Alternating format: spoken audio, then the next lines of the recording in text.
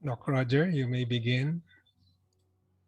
Okay, thank you so much, engineer. And again, good morning to all and welcome to this fourth conference of Philippine Politics and Culture. This is organized by the Social Ethics Society in partnership with Corieso College. Before we will start, let me remind the audience who are here to mute your microphone or audio if you are not the speaker so as not to disturb the speaker. Anyway, later on, if you want to engage into, which I would like to welcome, when you want to engage into discussions, there are really moments and allotted time for you during the open forum. So that's the time you can open your microphone and engage with our speaker. But as of the moment, when the speakers are really delivering his talk, please mute your microphone or audio because you might disturb. Thank you so much for your consideration and support. And to begin with, let us ask the guidance of our Almighty God for this activity by having the prayer and the next national anthem, and of course we have this Corieso College hymn.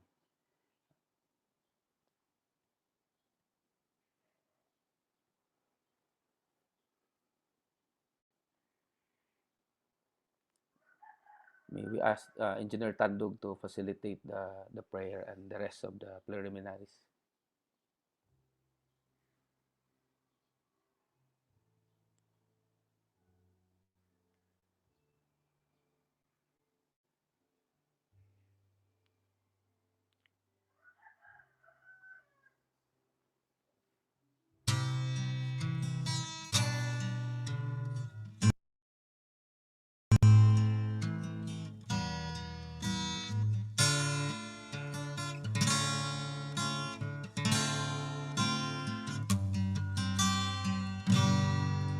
Sikoy ko kamighimo tol langit.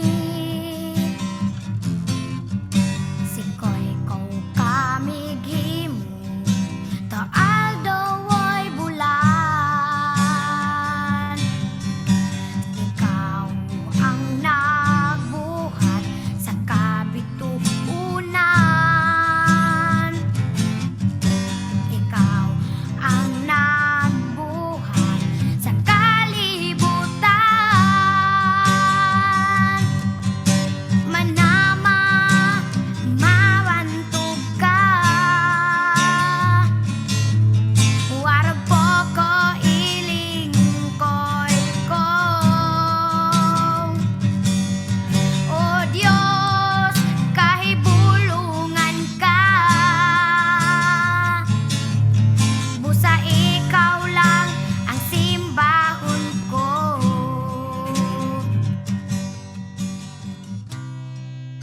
أعوذ بالله من الشيطان الرجيم بسم الله الرحمن الرحيم فقال ربكم ادعوني أستجب لكم آمين يا رب العالمين الحمد لله رب العالمين الرحمن الرحيم مالك يوم الدين إياك نعبد وإياك نستعين اهدنا الصراط المستقيم صراط الذين أنعمت عليهم غير المغضوب عليهم ولا الضالين آمين اللهم اجمع شمل المسلمين والكريستيان والرومان في مدينة دباو وسلم دائما مجتمعنا هذا بالسلم والأمن والتقدم في بلدنا هذا آمين يا رب العالمين ربنا لا تزغ قلوبنا بعد إذ هديتنا وهب لنا من لدنك رحمة إنك أنت الوهاب ربنا إنك أنت الوهاب ربنا آتنا في الدنيا حسنة وفي الآخرة حسنة وقنا عذاب النار وصلى الله على خير خلقه سيدنا محمد وعلى آله وصحبه وسلم سبحان ربك رب العزة عما يصفون وسلام على المرسلين والحمد لله رب العالمين آمين يا رب العالمين.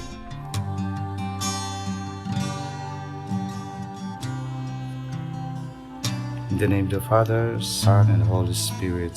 Amen. Our most gracious Heavenly Father, we come to you today to praise and worship you and give you thanks for all the things you continue to provide for ourselves and our families. Father, we humbly ask for forgiveness for all the times we have offended you, when we forget to acknowledge your presence in the image of our brothers and sisters, and for moments we fail to be good stewards of the blessings you have given us. Continue to guide and protect each one of us, Lord, that we may always walk in the light of your everlasting love and mercy. Grant us, Father, with your comfort in times of distress and with your strength in times of weakness. Bestow upon us your unending grace and healing, that we may in turn become instruments of gentleness and compassion to others. We ask all this in the name of your Son, our Lord Jesus Christ, with the prayer and the intercession of our Blessed Mother. Amen. Manama, mawantog ka. Warag po ko ilingkod ko. O Diyos, kahibulungan ka. Busa ikaw lang ang simbahon ko. Busa ikaw lang ang alagaran ko.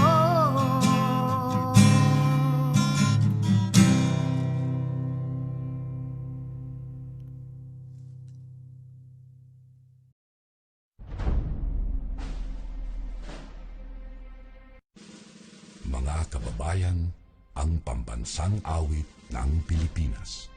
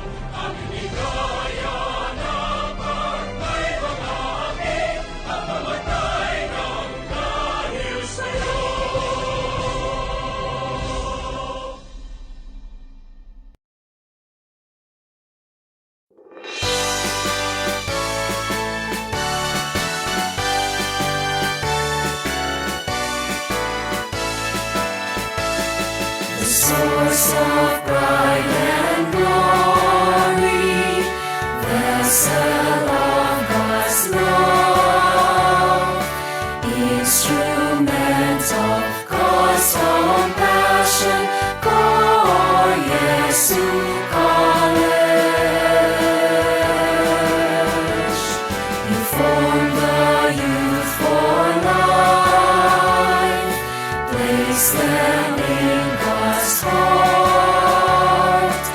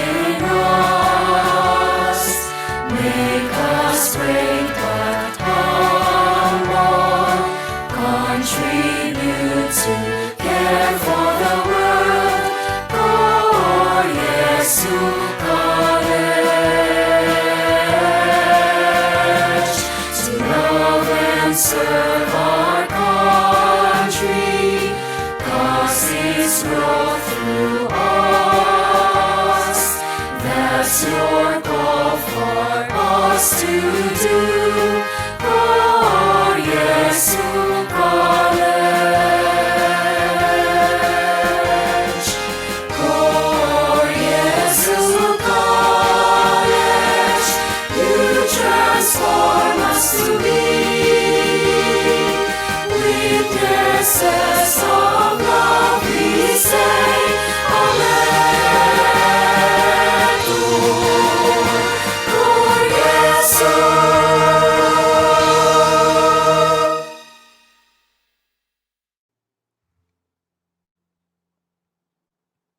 Thank you so much, Engineer Nelson, for the prayer and the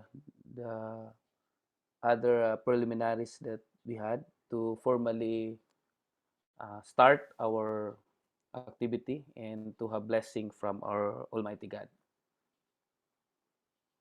To have a and of course to formally welcome us, we will ask a welcome message from our Director of Research and Publication. We have with us this morning Dr. Annalisa Serbo. Madam, Yes. so Hello, Doc Roger. Am I heard? yes, Madam, loud and clear.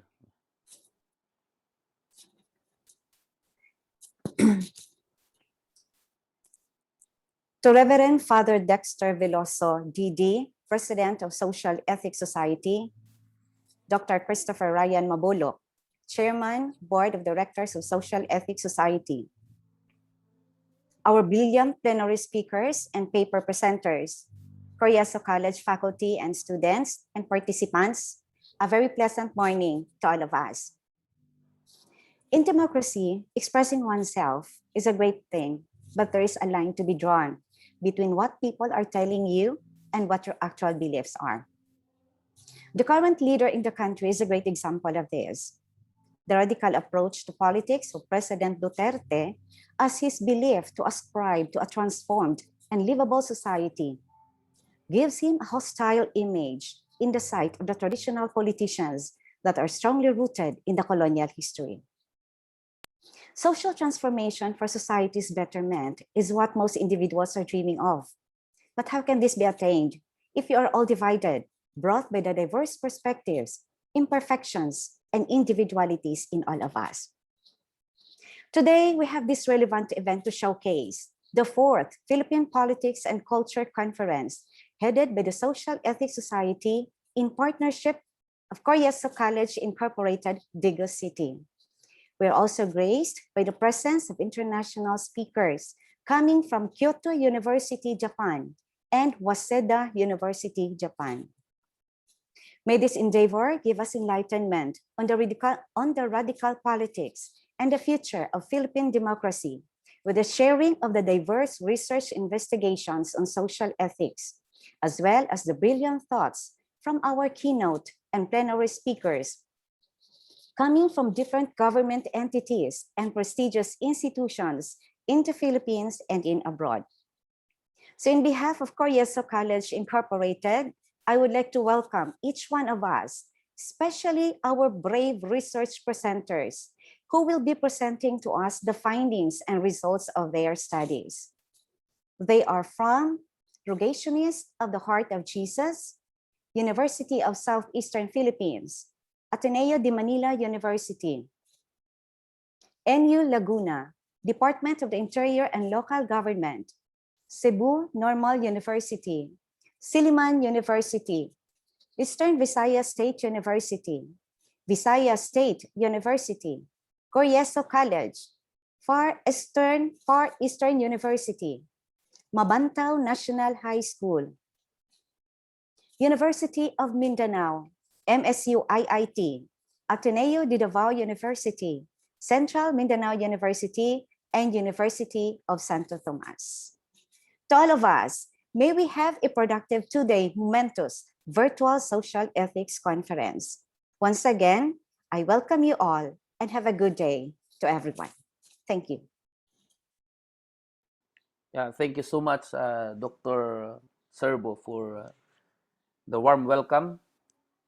And we are so fortunate because for how many times the Social Ethics Society organized many events, our very supportive and charismatic leader, Father Dexter Biloso, has always been supporting behind the scene. But this time we're so happy that he is with us.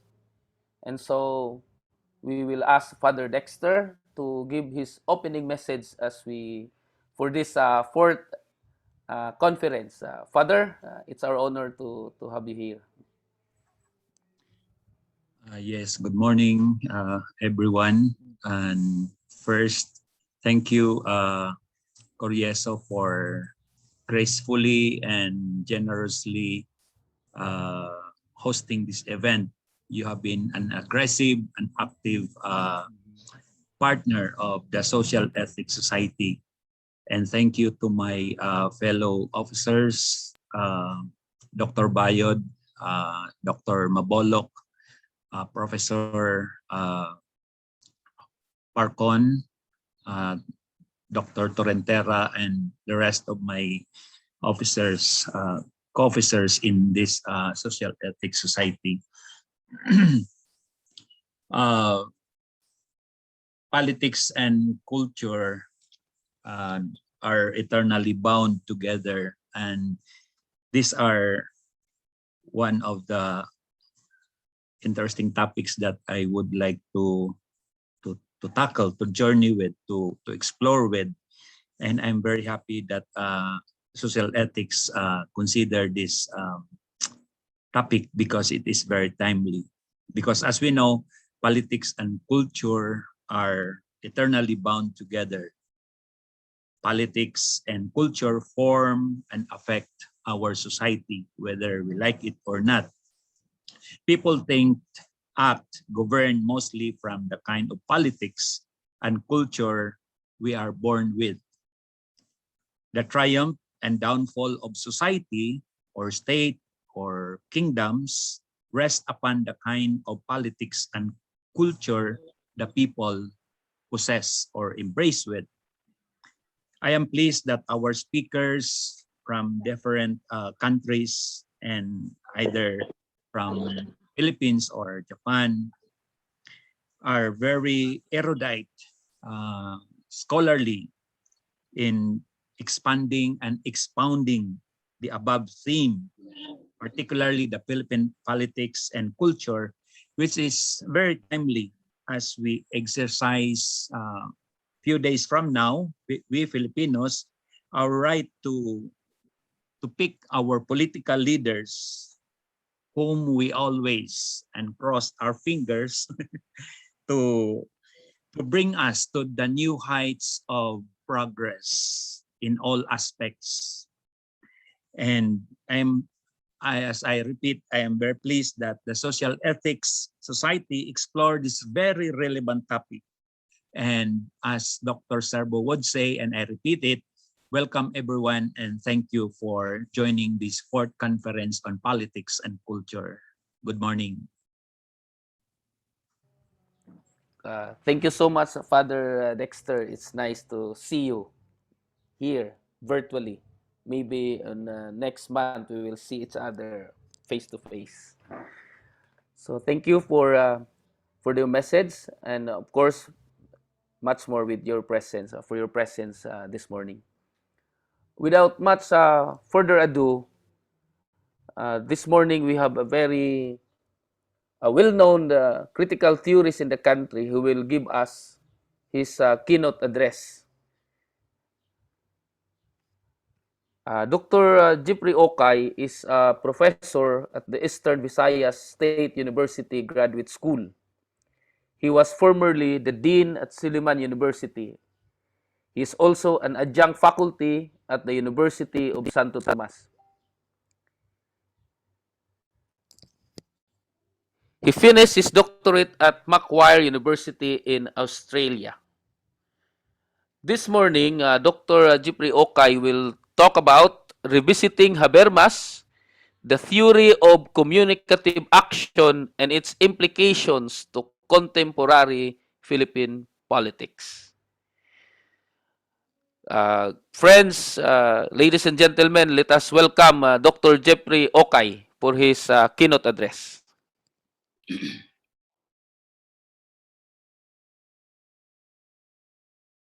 Thank you so much, Sir Roger. Can I share my paper now? Yes, sir. Go ahead, sir. Right.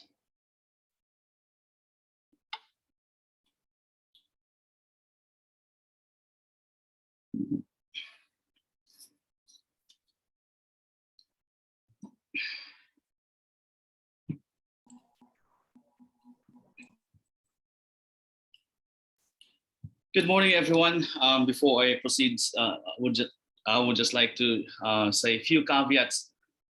First is, I don't want to sound apologetic, but I would like to say this, that I entered a Zoom session at 8:58 a.m. So I think I'm late.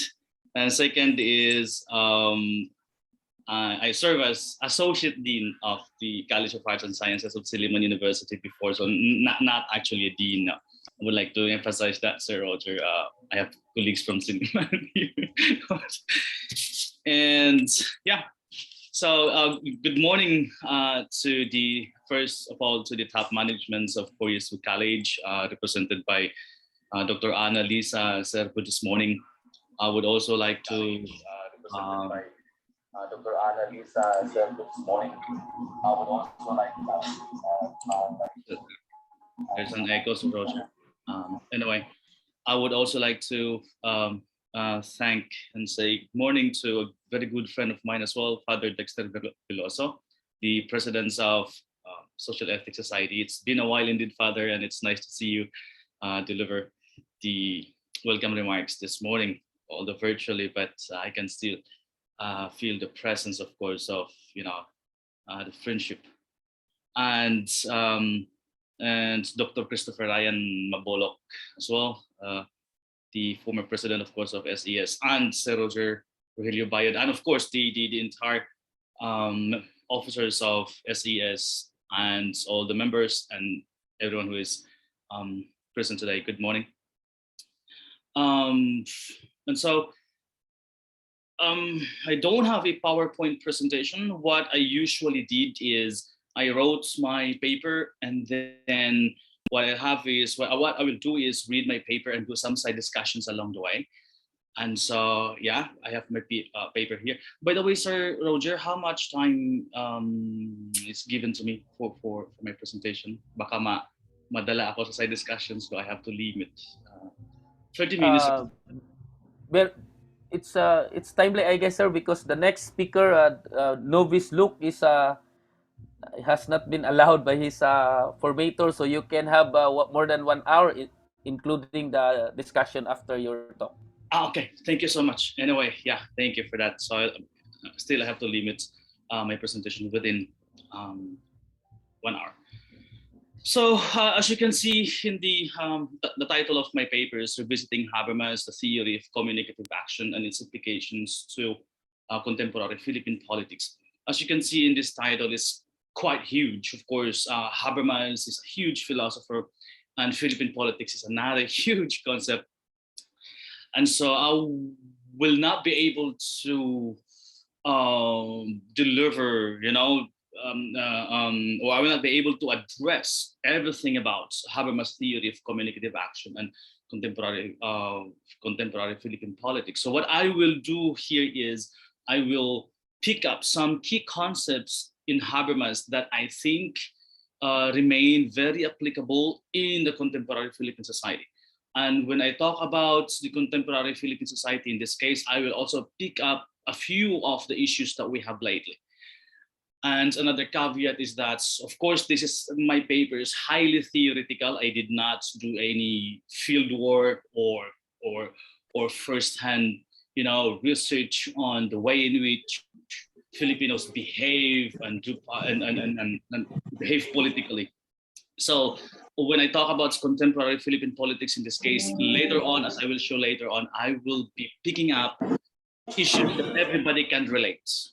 That is how the Filipino masses behave in social media in terms of politics. So that's exactly what I will do here. So yeah, again, what I will do is I'm going to read my paper and do some side discussions along the way. So first of all, I must admit that when I wrote my PhD thesis on Habermas some 12 years on my Herbert Marcuse, some 12 years ago, I was too quick to throw to the dustbin of history the emancipatory potential of Jürgen Habermas's theory of communicative action. So just a very brief background on that. for those who are quite familiar with critical theory, the Frankfurt School traditions, there are 3 generations of critical theory so far. But I don't know if it's still 3 generations because we have now a new, director of the Frankfurt School in the person of Stefan Lisenik.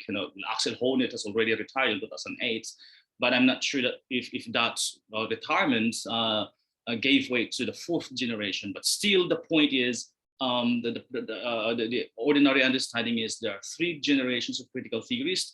The first generation was dominated by the names of Theodor Adorno, Herbert Marcuse, Max Horkheimer, Friedrich Palak, Walter Benjamin. The second generation was represented by Habermas, and the third generation by Axel Honneth. And so when I did my PhD on Herbert Marcuse, I went back to the first generation, because during that time, I think, because of Marcuse's confrontational politics and because of the dominance of violent forms of domination in the Philippine society, I invoked the first generation because, again, of the confrontational nature of Herbert Marcuse's political philosophy or model of critical theory.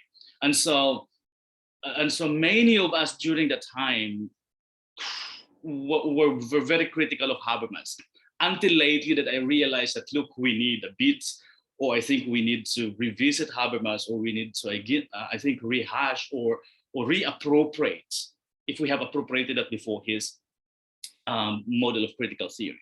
So my argument was that resistance was the best option given that the prevalence of contemporary forms of social control and domination in the Philippine society, in the Philippines. I was very young back then, and I was very much convinced that Marcuse's confrontational politics was the best option, until I realized lately that we need more of Habermas, that his theory of communicative action and his famous discourse ethics remain the first option, I should say, lately. The first alternative to the problem of social control and domination before we invoke Marcuse's confrontational politics or Marxist revolutionary ideas. My argument in this talk is that people or groups, my main argument in this talk is that people or groups have to sit down and reason together before invoking any form of confrontational politics or struggle for recognition for that matter. While I agree that in some societies, for example, in Afghanistan or even in in Belarus, a country in Europe, Habermas's theory of communicative action will not apply given the totalitarian nature of the society. So it's hard to sit down with Hitler. It's hard to sit down with the Taliban people. It's hard to sit down with Lukashenko and discuss about what ought to be done. So in these totalitarian societies, Habermas may not be applicable.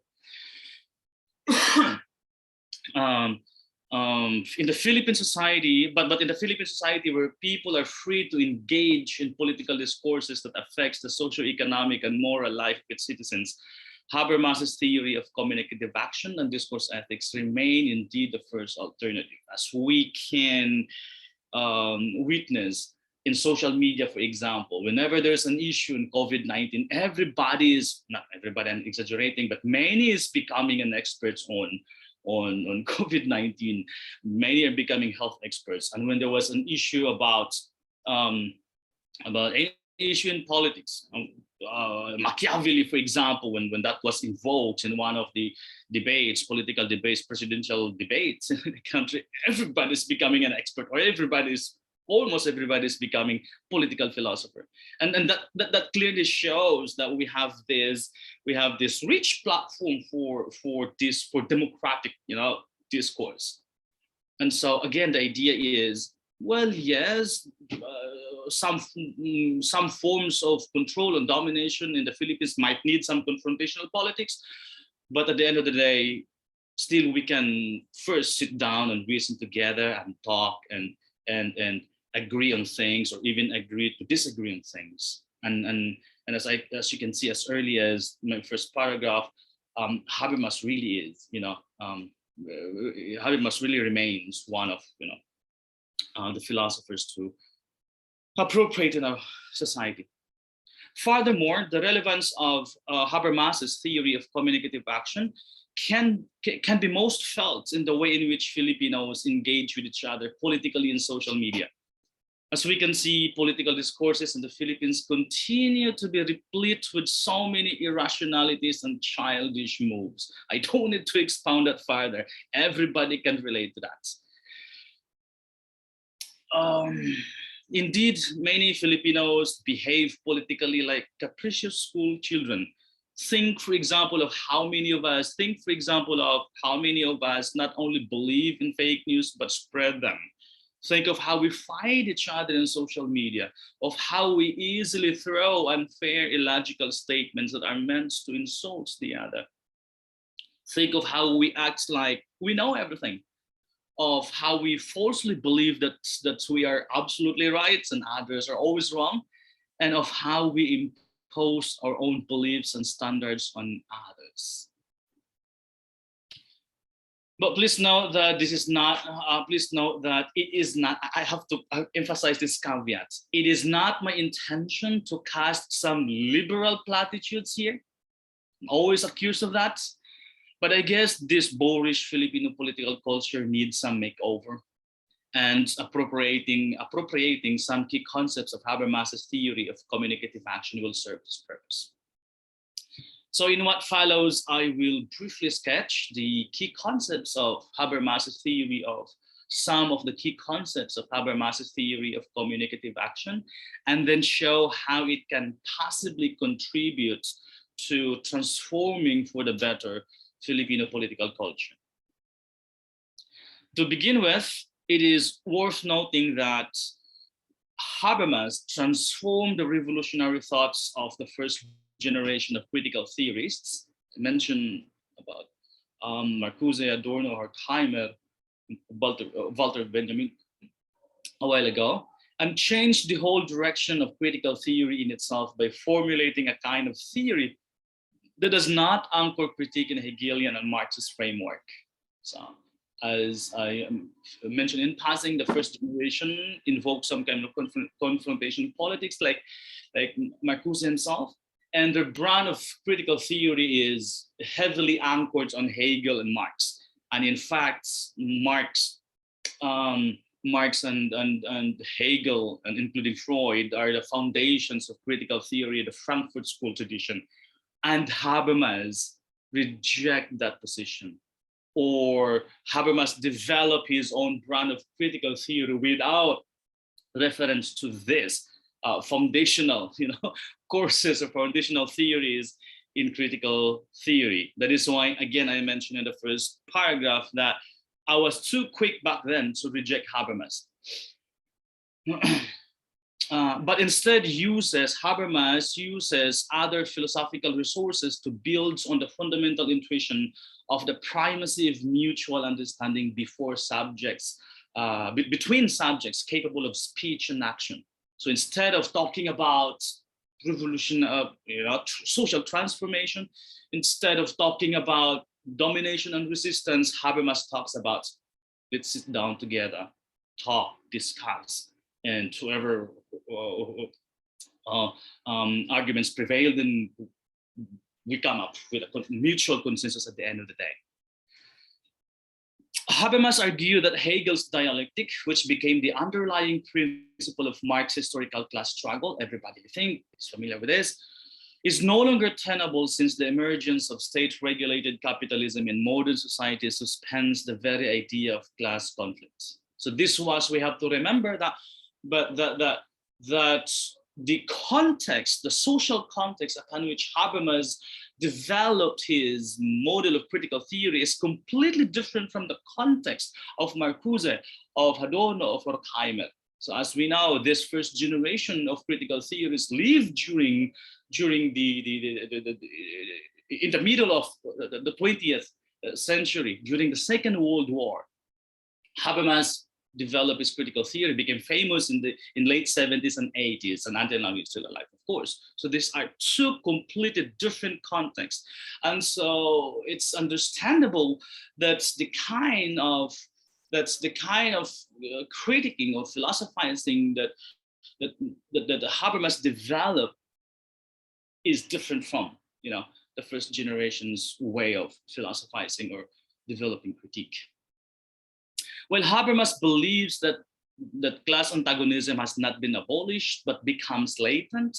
He argues that conflicts in modern societies is a remote possibility because the system of advanced capitalism has successfully secured the loyalty of the wage-earning masses through social rewards. Take note, this is already 1980s and 90s, and although Habermas abandoned some of the core concepts of his critical theory, but the idea of mutual understanding, of the idea of discourse, the idea of sitting down and reasoning together with each other remains the core principle.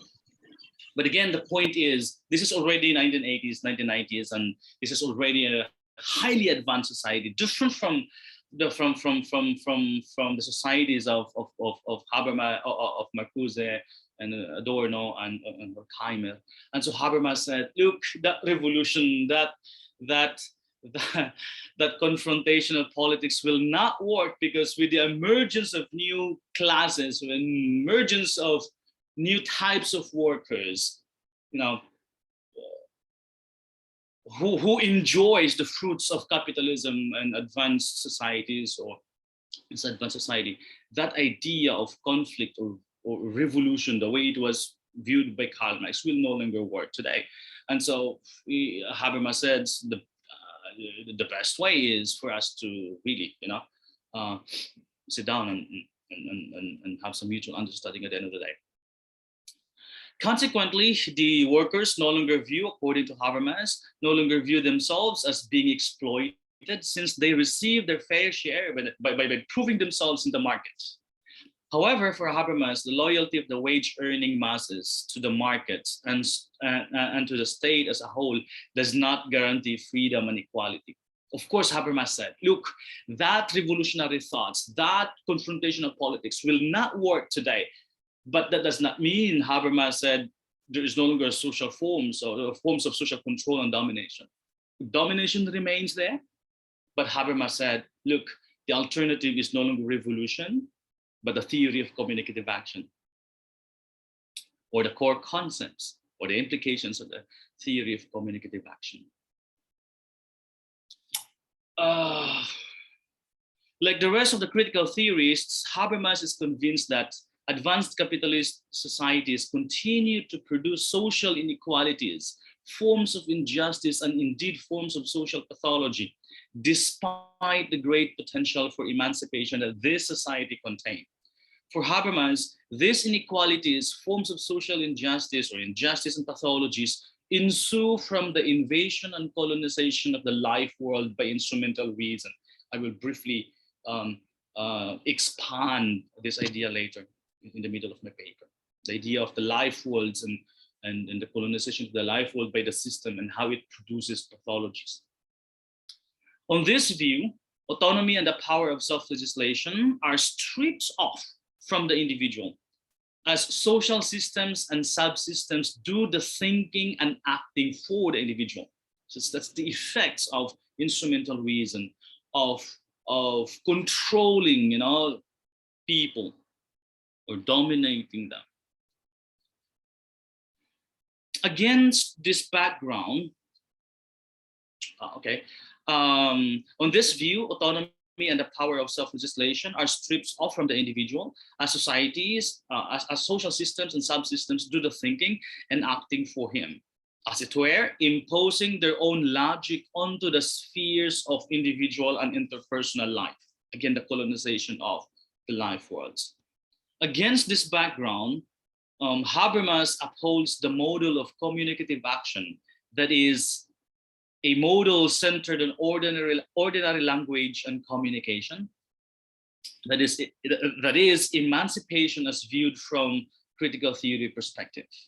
And so again, if for the first generation of critical theorists, especially Marcuse, liberation comes from, will necessarily follow from confrontational politics. And if for Axel Honneth, the leading figure of the third generation of critical theorists, the Franco-School tradition, the alternative is a struggle for recognition. For Habermas, the alternative, or if you want to push it further, the solution to this to this domination, to these inequalities, forms of injustice, is the theory of communicative action, or is, when we sit down and reason together and come up with a consensus at the end of the day.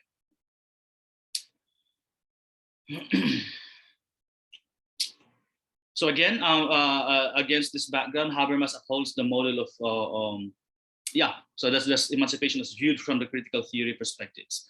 The dynamics of linguistic intersubjectivity becomes the underlying principle of his theory of communicative action.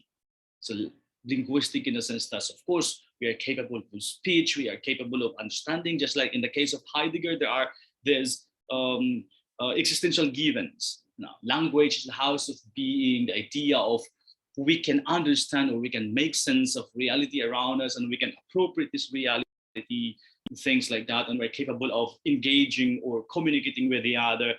And of course, one of the inherent features of the theory of communicative action is understanding is possible, always possible, according to Habermas. And so therefore, it is quite understandable that for Habermas, the alternative to all these forms of injustice and social problems and pathologies is a theory of communicative action. Let me briefly sketch or expand further this theory. The key intuition at the heart of communicative action is that all self-consciousness is grounded in intersubjectivity. Here, Habermas remains Hegelian in arguing that there is no self-consciousness apart from the awareness of the existence of others. So when I mentioned briefly a while ago that Habermas's model of critical theory did not anchor itself on the Hegelian and the Marxist tradition, that does not mean Habermas jettisoned entirely the entire gamut of Hegel's philosophy. Of course, here, Habermas appropriated some important aspects of Hegel's philosophy. And as we know, one of the central concepts in Hegel's philosophy is the idea of recognition. Self-consciousness existence, or the existence of the self, depends on the existence of the other. And so in Hegelian and Habermasian idea of intersubjectivity, it is saying, I am because we are. I am free in a sense because you acknowledge me as a free individual, and I acknowledge you at the same time in return as a free individual. So this is a community of individuals recognizing themselves. And so one only sees herself as a conscious self through constitutive interactions with another self. Habermas, however, interprets this famous Hegelian argument in a linguistic way. So that's one of the contributions of Habermas in critical theory, the Franco-School tradition, of course. He argues that this fundamental intersubjectivity is realized first and foremost in the logic of linguistic exchange.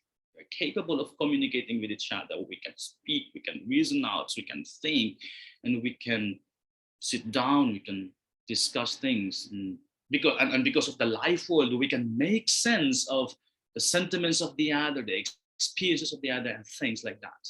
Since language use demands that the partner of communication is minimally recognized as a valid partner. So this opens up the domain of communication, that is, communication is possible, which is governed by consensual norms of objectified ordinary language.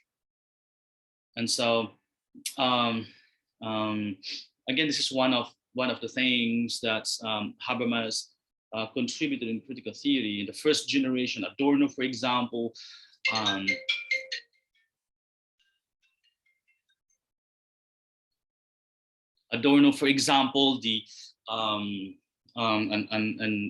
particularly Adorno He is very difficult to understand, and sometimes there is the use of difficult jargon. In Habermas argues that in communication, in discussions, in discourses, we need to use ordinary language that everybody can relate and can understand. Because in the first place, if we don't understand concepts and words in the communications, it's pointless to conduct a discussion. And maybe that's one of the reasons why in social science research, we always have the idea of defining highly technical terms in our papers so that there is understanding, or we could easily make sense of the paper. So most importantly, for the purpose of critical social theory, Habermas argues from the idea that mutual understanding is inherent in any form of linguistic intersubjectivity. As I mentioned in passing, or as I already intimated, Habermas believed that understanding, mutual consensus, or agreement is always inherent in any form of communication, in any form of communicative action. That such communication provides the main vector to build irrational consensus in which freedom and emancipation can be realized. As individuals self-consciously enter into dialogue with each other, they can develop a form of collectivity. As individuals that are autonomous and self-legislating. For Habermas, communication thus can give rise to a democratic decision-making process free from domination in the public sphere, a place where self-conscious individuals converge to form a public opinion guided by the principle of equality, reciprocity, and justice. Foy reads the last sentence. Again, I don't have enough time to explain the entire gamut of Habermas' theory of communicative action, but I wish to dwell a bit on this sentence, on these thoughts that, look, Habermas believed that we have almost everything in the society. We have almost everything. We have the social, we have the platform, the proper platform to come up with understanding, with a mutual consensus at the end of the day. First is we begin with ourselves. We are capable of speech. We are capable of thinking. We are capable of feeling, of sympathy, and empathy, and in terms of the social, we have the platform, we have the laws, we have the governments. In other words, we have the public sphere, and we have the life world. So these two important things, according to Habermas, made communication possible, and the resulting consensus, agreements. It's just that, in addition to that, Habermas believed, of course, as Habermas would have us believe, that we can set aside our ego for a while. We can invoke John Rawls's idea of the veil of ignorance. In other words, we can set aside our biases and be open to whatever possibilities that might arise in the public sphere, in the discussion. It's just that people are stubborn enough to insist on their own position, insist on their own belief, insist on their own ideologies, not listen to others. But again, Habermas believes, look, we can always talk with the other. We can always discuss. We can always, engage with other people in a civil manner, in a professional manner. And so again and again and again, Habermas believed that understanding, mutual consensus is inherent in any form of linguistic intersubjectivity, or inherent in any form of rational discourse. This, for Habermas, is the main vehicle for emancipation. That's how I see it. And of course, anybody can contend with that. That's my take on Habermas. It is important to know that the details of Habermas's model of emancipation based on the possibility of free and equal dialogue have undergone many shifts over several decades of its development. Today, Habermas insists on the legalization and constitutionalization of what he calls the discourse principle, according to which just those action norms are valid to which all possibly affected persons could agree as participants in rational discourses. The idea of action norms, the idea of normativity in critical theory. I could have explained that further, had I given enough time for that, but I think that's beside the point now at this point. However, the core intuition remains the same throughout Habermas's work. That is, emancipation requires equal opportunity to take part in the decision-making process, in the attempts to reach understanding. And so domination has to be lifted for this to occur. We cannot engage rationally, fairly with the other if we continue to fool, to dupe the other.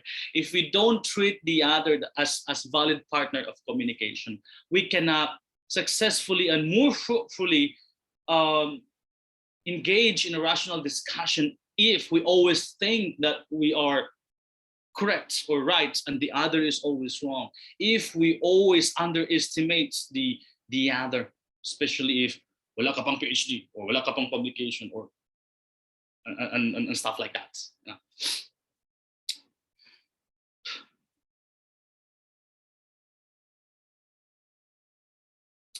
As Habermas shows, the discourse principle, which is at first a moral principle, requires the democracy principle to be realized politically within the political community. Habermas' theory of communicative action is fully geared towards accomplishing the Enlightenment's project of emancipation. I have to reiterate that. In critical theory, we do critique or social critique because we have observed a problem that needs to be addressed, be it a social problem or economic problem or political problem or existential problem, and so on and so forth, that Marcuse once addressed in his early works. But the idea is, look, there is a problem, and so therefore a critique is necessary. And this critique, as you already know, the critical theory tradition is always holistic. When we do critique, we make sense of the entire issue philosophically. We have to view both sides of the issue. We have to show the positive and the negative. We have to show the strength and the weaknesses, for example, the pros and cons, and so on and so forth. And after we have fully understood, or not, if it's impossible to fully understand everything, if we have fully made sense of the issue, then that's the time that we offer our position and say, look, I think the best alternative in this situation is this. So in critical theory, we do not offer prefab solutions to all the problems there. Like saying, Marx is always the alternative, or Mao is always the alternative, or religion is always the alternative, or so on and so forth. One of the beautiful points in critical theory that attracts me to critical theory is, look, the alternative or the solution that we offer to the problem depends on a specific situation. So if this is the issue in a particular society, and then this is the alternative given the context itself, and so on and so forth. So, but by the idea again is this: that there is an issue, there is a problem, and the critical theorists offer an alternative by way of a critical analysis of the situation. And I should say this, especially to the young scholars present here, that I think the closest opposite to the idea of being critical is reactionary. And the attitude of a reactionary is the reactionary always, the reactionary person has already closed his mind. He has already this particular ideology. And if the issue or the position of the other does not fit on with his ideology and say, no, maot na, masama yan, hindi yan maganda, ang pangit yan, and so on and so forth. In other words, the reactionary does not see any good in the situation but his or hers. And so again, Habermas's theory of communicative action is fully geared towards accomplishing the Enlightenment's project of emancipation. Humanity has suffered so much by these forms of inequalities and injustices, and so therefore we got to liberate them. That's the Enlightenment's one of the not one, but the core vision, the main vision of Enlightenment, be it in science or in philosophy or other discipline. Like the members of the first generation of critical theorists, Habermas's theory aims to address the plights of the individuals in modern societies and to bring an image of social and political hope by empowering them through their participation in rational discourse. Sa Pilipinas nga lang nasubrahan yung discourse. Kung hindi man nasubrahan, kulang sa rational or rationality. Indeed, the ideal of the theory of communicative action is what the adherents of genuine democracy aspire to achieve. Let me briefly sketch, or let me briefly expand the life world and the system before I briefly talk about some of the political behavior or orientations of the Filipinos. To reiterate, Habermas understands the society as constituted at two levels, namely the life world and the system, very basic in Habermas, of course. On the one hand, the life world for Habermas refers to the background of ordinary life, which is mainly private, somewhat naive and biased, but also authentic and essential to people's satisfaction as human beings. This ordinary life, this ordinary relations with this community and all the negative and the positive aspects in it. It's, in simple way, there's a simple way of describing the life world.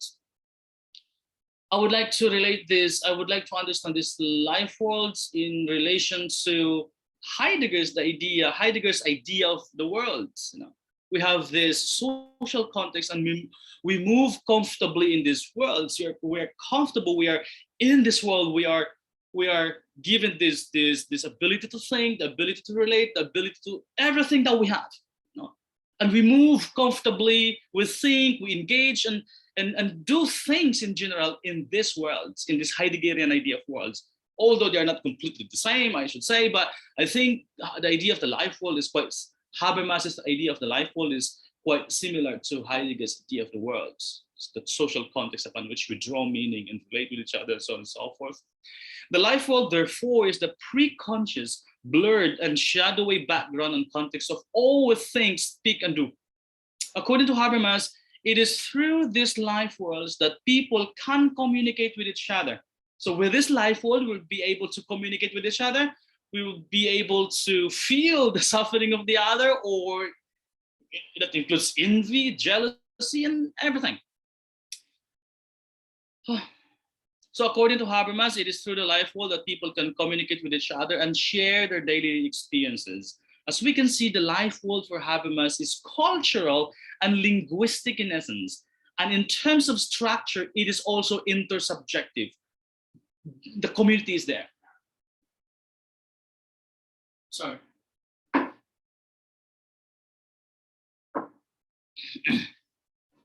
Hence, for Habermas, the life world represents a set of shared meanings for people to draw upon, to communicate with each other. So this means, therefore, that for Habermas, we can always enter into a dialogue with each other and come up with a consensus at the end of the day. That mutual understanding is always possible because of the life world. But Habermas argues that we cannot immediately understand everything at once, that we cannot readily fully make sense of, for example, a particular issue being debated upon. Thus, Habermas argues that we must take points as givens. If you are familiar with John Rawls, Habermas is saying we need to invoke the veil of ignorance, set aside our biases and preconceptions, and face the issue as given to us in a neutral way, and begin only with that attitude that we can begin to make sense of the issue, understand the issue without any biases. The idea of holistic thinking in philosophy that we learn in Heidegger and many existential philosophers. And only then, after making sense of the issue, only then that we make our position. Again, the idea of a critical theorist. After understanding everything, or if not everything, at least we have fully made sense of the issue before us. That's the time that we make some judgments. But the problem with especially the Filipino people is we have our own preconceptions, we have our own biases, including our egos, and then we judge everything around us with this parameters, with this, how should I say that, yardstick, our biases. That is why I realized when I spent enough time reading Habermas, I realized, look, yeah, Habermas it really made sense. Of course, you did not agree with me, but that's my realizations. One of my realizations as I get old. Thus, Habermas argues that we must take points as given. In other words, Habermas says that we must suspend our biases and listen to and understand what the other would say before we lay down our arguments, biases, contentions, and before we agree or disagree with the other. Hindi pa nga natin naintindihan yung kaibigan natin, we disagree right away. We fight right away. Indeed, the life world can therefore be said to employ communicative action where actors commit and harmonize their plans of action through internal means to pursue their goals only on the condition of agreement. So the idea is, we will not just sit down and reason together and fight and disagree and blah, blah, blah, without juxtaposing the idea of consensus or agreement at the end of the day. And so if you look at the entire loop of Habermas' theory of communicative action or the idea of discourse, there is always the juxtapositions of the idea of emancipation, or the idea of understanding. Uupo tayo, magdi-discuss tayo, and at the end of the day, let's come up with a mutual understanding, an agreements. If that is not possible, then I think Habermas would have said or would have argued that we can compromise.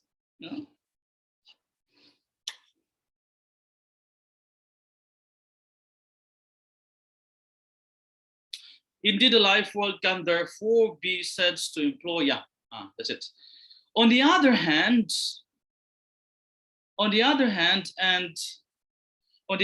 as opposed to the life worlds, the system refers to common patterns of strategic actions that serve the interests of the institutions and organizations. In fact, for Habermas, the system is composed of formal organizations such as governments, courts, political parties, unions, corporations, and the like. For Habermas, in modern capitalist and bureaucratic societies, the system regulates social relations through money and power. That is why in Habermas, the capitalist system remains suspect, remains problematic, following the first generation of critical theorists, and of course, Marx and the left in general. For Habermas, simply put, the system uses money and power to manipulate people to attain its own aim. Indeed, the system employs self-interested strategic action where outcomes are reached by influencing the thinking and actions of the others through external means such as weapons, threats, and enticements. In short, domination. It's just that for Habermas, in contemporary society or in highly advanced societies, these forms of dominations are so subtle that people or the masses could not readily notice or understand or know it. In other words, we're duped. And that is why there is, even if there is if I were to if I were allowed to say mention Habermas' worst enemy, it's Foucault. You know? But even if they are worst enemies, as I see it, you know, theoretically, but I think Habermas and Michel Foucault agree on these aspects that look, this form of domination has become so subtle that people cannot readily understand, and so therefore it's difficult for people to say no to this form of domination if they have not fully understood it. Hence the importance of critique, hence the importance of letting the people know or understand the situation, that they have been duped, that they have been controlled. But that's the least that we can do as critical theorists. We cannot impose our own alternatives or standards on them. We let the people realize about what's happening around, and we let them decide about how to do it or about how to address the problem. Habermas further argues that in modern capitalist and bureaucratic societies, the life world has become colonized by the system, where the system imperatives of money and power have invaded or penetrated the life world, thus become the predominant influence on people's behavior, morality, ethics, and rationality.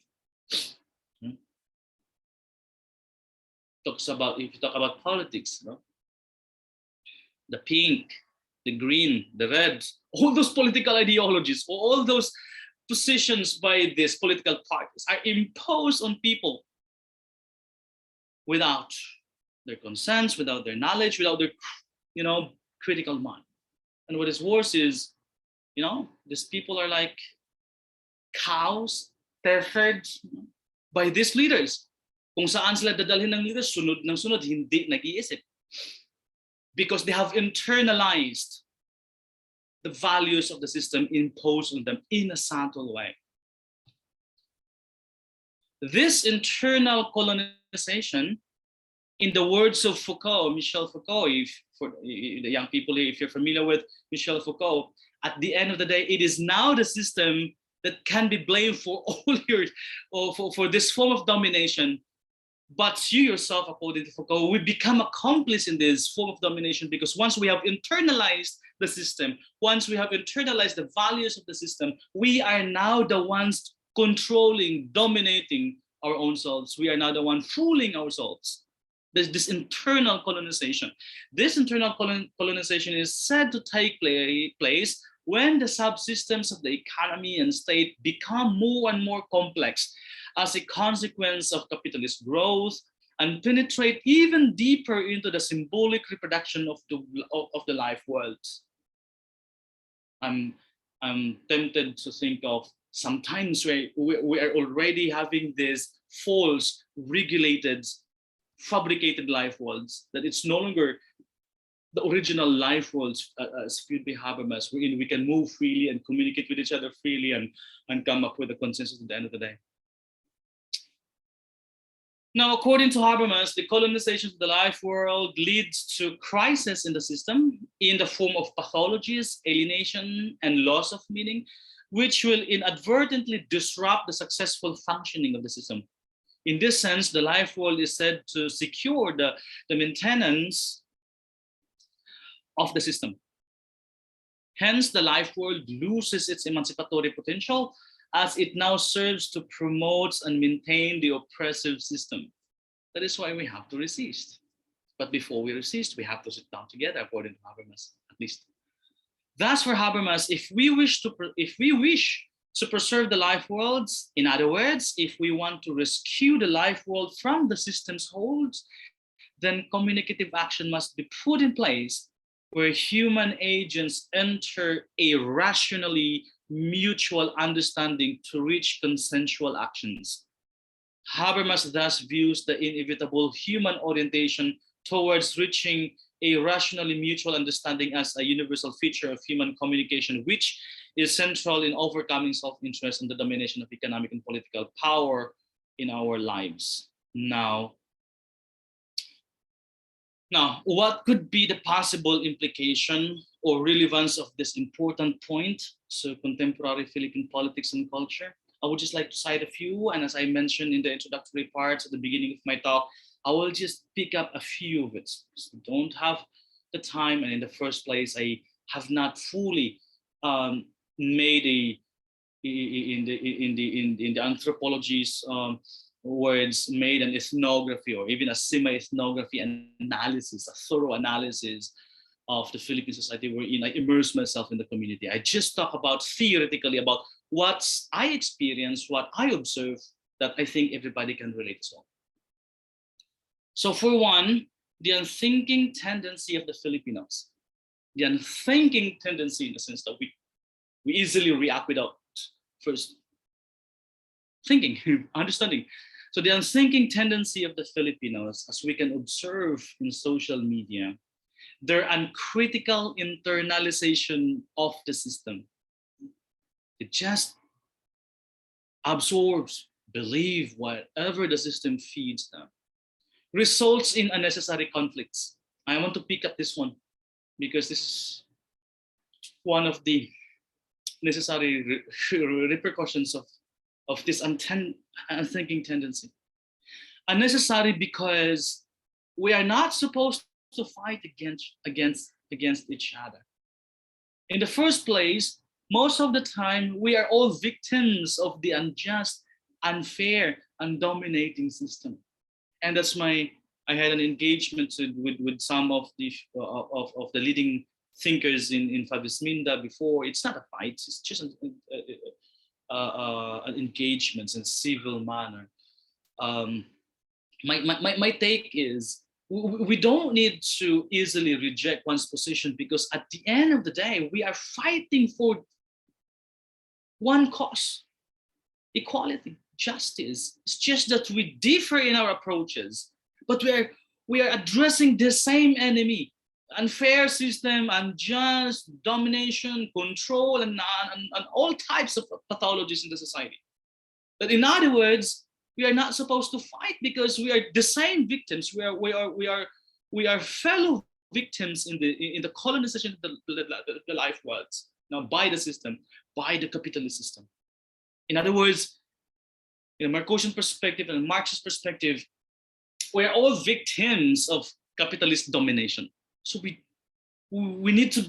are supposed to be allies in this. But what happens is, at least as we can observe in Philippine society, we easily fight or even reject wholesale the position of the other, again, without first of all understanding the entirety of the issue. Unnecessary in the sense that, yes, conflict is unavoidable. I'm not saying that, the idea now in social media that you respect my position because I'm following this I'm aligning myself with the political orientation of this presidential candidate. No, we're not referring to that. Conflict is unavoidable. I should say that. Lately, I engaged with someone because of the unfair, statements. But before we resort to that, again, we need to be civil first. So yes, conflict is unavoidable, but there are social conflicts that result from the stubbornness and arrogance, insecurities included, of the Filipino, especially when one attempts to impose his or her own beliefs and standards on others. Indeed, when one believes that she is absolutely right and the other always wrong, this is clearly one of the ramifications of the system's colonization of the Filipino life worlds. So instead of falsely believing that we are absolutely right and the other always wrong, instead of unfairly engaging with a colleague, friend, or even an enemy on social media on matters of, for example, Philippine politics, Habermas says we get to listen first to the other. We get to understand first their sentiments, positions, and experiences. We got to understand the entirety of the issue first. And after all this, after we have fully made sense of the entire issue, after we have fully understood the other, then as Habermas would have us believe, we may now engage with the other. We may now critique her position. But caveat must be borne in mind, though, that it must be done under the universal principle of communicative action. That yes, we can engage with the other, but we can engage with him or her in a civil and professional manner. I think we need more of this, in a Philippine society, especially in the way we do politics. I don't want to sound, again, casting some liberal platitudes here, but I think that problem is quite obvious today. You just need to open your Facebook and look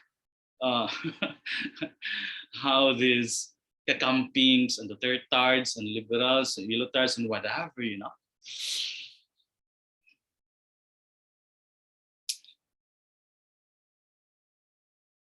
Hence the need for us, I think, Filipinos to become more mature in our engagement with each other, especially in political matters. That's following Habermas and employing or appropriating John Rawls's veil of ignorance. We can enter a dialogue with the other. We can enter a irrational mutual discourse and agree on terms, or even agree to disagree on things in a civil manner. We just need to be honest and brave enough to do this, rather than making statements in social media about unnamed enemy and assume that the other is defeated by your poisonous words. If people are not brave enough, and if people are not, Filipino people, to be specific, are not brave and honest enough to do this, I think they can at least set aside their ego and talk. Following Habermas, my argument is that we can sit down, reason together, argue together in a civil, professional manner, and if possible, agree on terms. And if not, agree to disagree, have some compromises. I believe that this is not capitulation. This is not cowardice. On the contrary, this is maturity and professionalism at their best. And lastly, as members of the purported learned community in the Philippine society, I believe we can take the lead. I believe we can talk. I believe we can discuss. In short, as Habermas would have us believe, we can enter communicative action. If this fails, as predicted by some thinkers and critical theorists and some negative people in the Philippine society, then those who felt disenfranchised may now resort to confrontational politics or a struggle for recognition for that matter. And I mean that last sentence.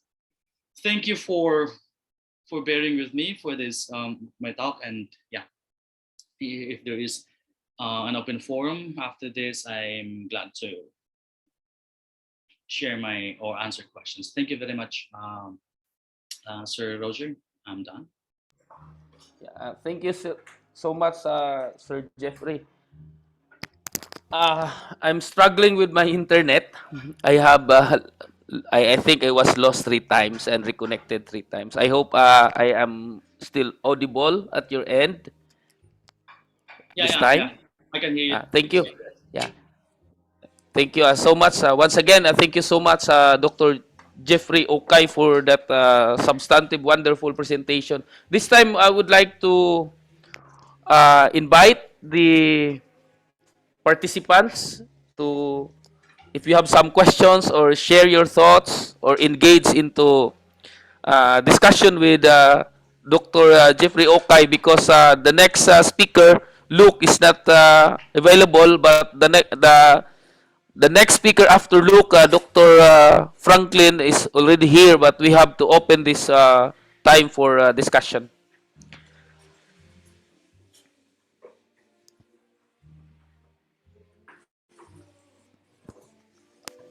You can type your question at the chat box, or you can verbally express that yourself. You just have to open your microphone and introduce yourselves and throw your question, or maybe share your insights also. So Roger, I want to respond to the request at chat box. First of all, thank you so much for the comments there, especially from my good friend Ferdinand Mangibin. Thank you, Ferds. There's a request there for a copy of my paper.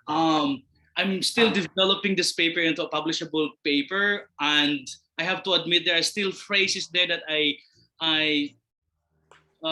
take from, lift from sources that I did not rephrase.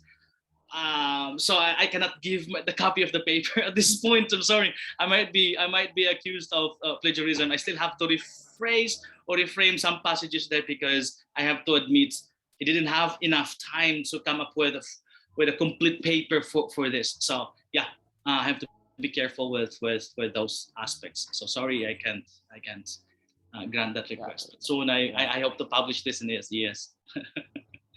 Yes, because we'd like to also again remind and announce to each one that there will be a special issue for this conference to be published in the Social Ethics Society Journal of Applied Philosophy.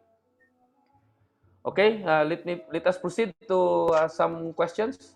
Maybe again, if there are questions you would like, Doc Franklin, later, pre, I will just call you, pre. Yes, Father Dex, you raise your hand. Go ahead, Father. Doc Jeff, hello. Hello, Thank you. Father. I miss you. Miss you too. Sessions. Yes, hopefully next year, Doc. Sure, Father. Looking forward to it. Thank you for your very expansive presentation, very enlightening, especially that I am not really, I do not know so much, I don't know enough about Habermas, and you enlightened me. My question, so you are saying the life world vis-a-vis with the system, especially I think Habermas is pointing on the oppressive systems.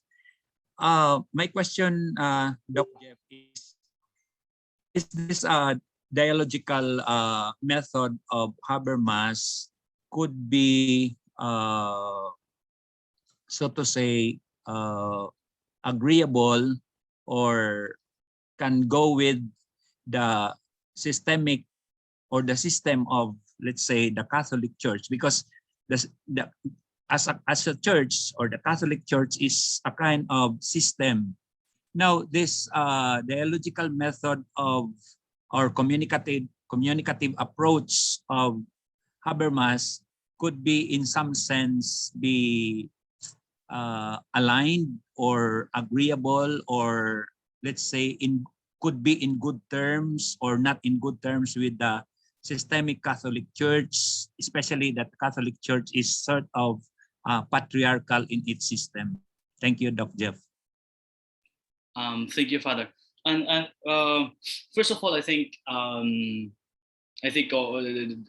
of the main responsibility of the church is relies on the spiritual matter, and for that matter, I also share that spirituality. But this also, as members of the society, the church is also responsible towards inequalities, and things like that. And as I can see it, of course, the church, not just the Catholic Church, the UCCP, for example, and other churches in the country or in the world, is fighting for the same problem: injustice, inequalities, and things like that. And as I see it, if you refer to the Catholic Church, I think I think Habermas's point is exactly, or is completely in line with the position of the church.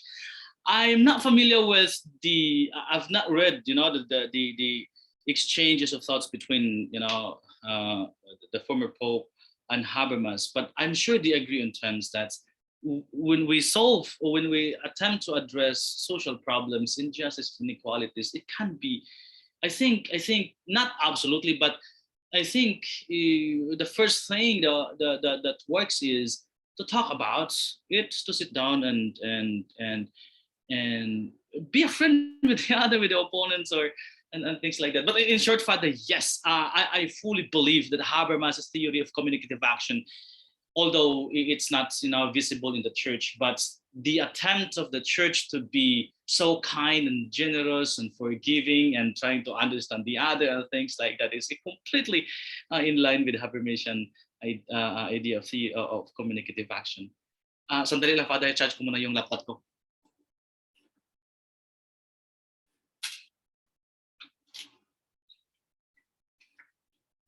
but but but lately, Father, maybe maybe some of these priests are not representing the church, the Catholic Church, but lately some priests are becoming unfair. I should say that honestly, that instead of a figure of spirituality, or I don't know if that's the proper term, instead of bringing the people to the path of Christ, or maybe I just misinterpret them, but I think some of the priests that I have known displayed characteristics that are not in line with this humane, civil way of engaging the others. Some priests are going beyond, but as a whole, I still believe that the way to resolve the problem is first and foremost invoke peace and agreement and understanding. But there are moments, of course, that when you are pissed off, when the oppressed of the oppressed could no longer stand, against all these forms of domination, then maybe some forms of confrontational politics will apply or is most appropriate. But at the end of the day, Habermas and the church, there's no, I think, from my own perspective, conflict in the approach to addressing a problem. Thank you for that question, Father. I hope I give justice to the question. Thank you so much, Doc Jeff and Father Dex. Would you like to make follow-up, Father Dex, before I will read the other questions from in the chat box? I am okay, Sir Okay. Roger. I'm okay. Thank you, Thank Doc Jeff. you. Yeah. Thank you, Sir Father. See you soon. Sir Justin Blanco, would you like to verbally share your question to Doc Jeff? Yes, sir. Thank you, sir. Good morning, everyone. Good day, Doc. Okay, thanks for the wonderful talk you gave. My question, sir, is if, as Habermas has observed, the life world has already been internally colonized by the capitalist system, then is it not that the conditions for rational discourse is already subsumed by the system, and thus, instead of leading toward the emancipation of subjects, it only serves the systems of domination and control? Yeah, actually, when I wrote my dissertation, there's a section thank you so much for that, sir. By the way, when I wrote my dissertation, the first chapter is actually the positioning of Herbert Marcuse's brand of critical theory, and I criticized Habermas there. I did not include here in my talk because of the lack of time. Of course, given the time frame, I can't just do that. But of course, at the end of the day, there are some weaknesses in Habermas's theory of communicative action. For example, in the idea of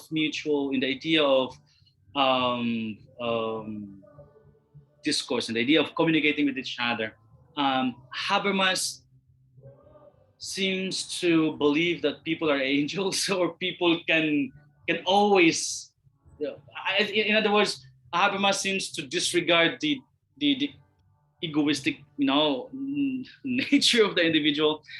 Habermas assumed that a consensus is always possible, but our take there is, that is why I emphasize in my talk that I'm not saying that's the only alternative, but what I'm saying is that's ideally the first option, the first alternative. So when I say that, I'm also insinuating, or I'm also projecting the idea that it will fail. Sometimes it will fail, and in that way we can, and if that happens, we can now resort to confrontation politics. And so that another critique on Habermas is that in the communicative action, in the discourse, Habermas forgets that. I think Habermas forgets the fact that people are only willing to engage in mutual discussions or in a rational discourse if their interests are not jeopardized. And so if in a particular discourse, for example, peace talks, for example, between the Muslims, for example, or the Muslim separatists and the Philippine governments, if their interest, if one of the interest of one group is not really represented in that discussion or is jeopardized, they are not willing to sit down and reason together. And that is why most of the peace talks that we have witnessed fail, um, because of human nature. And I wish to add, uh, Hobbes' idea of homo homini lupus. Now, we always have the tendency to be a wolf to the other, and it's always a reality. And so, with this major weaknesses of the theory of communicative action, yes, there is a possibility that this discourse, especially if it's not, it's a fabricated discourse, if it's a one-sided discourse, or it's not a discourse at all, it's just an announcement of or dominant group's ideas or whims or whatever, then I agree with you. So it only feeds the unfair system. But if we talk about the ideal thing, what is supposed to be done, what is supposed to be the ideal situation, then I think again and at least that will give us hope. If you talk about the idea of hope in critical theory, I think that is still possible. And so I think, and I believe still the first option is still, even if we know that it will not work all the time, but still we need to sit down, we need to discuss, we need to talk, because sometimes most conflicts results from miscommunication or misunderstanding. If we, just like lately, I engage with somebody who is unfair to my position, and so I have to confront, I have to say what's the matter with that. And at the end of the day, it was just a miscommunication between us, or a misunderstanding of our position. So at the end of the day, again, although even if sometimes these forms of discourse not the ideal discourse as viewed from Habermas' theory of communicative action will feed the system of domination. But yes, just to reiterate, I believe discussions, talks should be the first option. I hope I give justice to, or I have answered your question, sir. Yes, sir. Thank you, sir. Thank you very much. Thank you, Sir Jeff and Sir Justin. Before maybe the thoughts of Sir Ryan Urbano, there's Sir Brian. You raise your hand. Go ahead, Sir Brian Benedict. Yes, sir. Thank you very much, sir. And wait lang po. And Sir Jeff, thank you very much for your very profound reappropriation of Habermas's critical theory in general, specifically communicative action. And by the way, I am Brian Benedict. I am a PhD student of St. Louis University in Baguio. And this forum has been suggested to me by my advisor. Kasi, sir, I am writing on Habermas also. So my advisor gave me a link. Kaya sabi ko, timely. But I'm working on his legal theory. And I am trying to appropriate it into inclusion, philosophy of inclusion.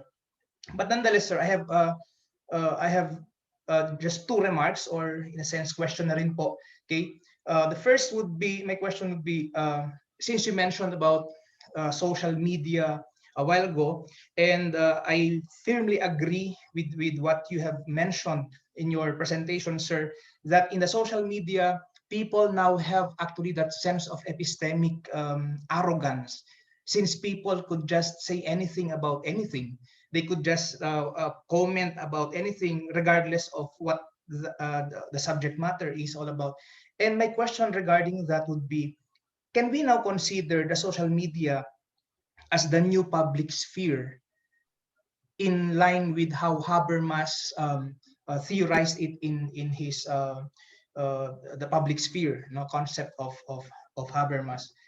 And if so, the question would be, can we, parang the same with what the others have asked a while ago, sir, can we, with this kind of public sphere, quote unquote, can we really arrive at a consensus in the ideal sense of the communicative theory of Habermas?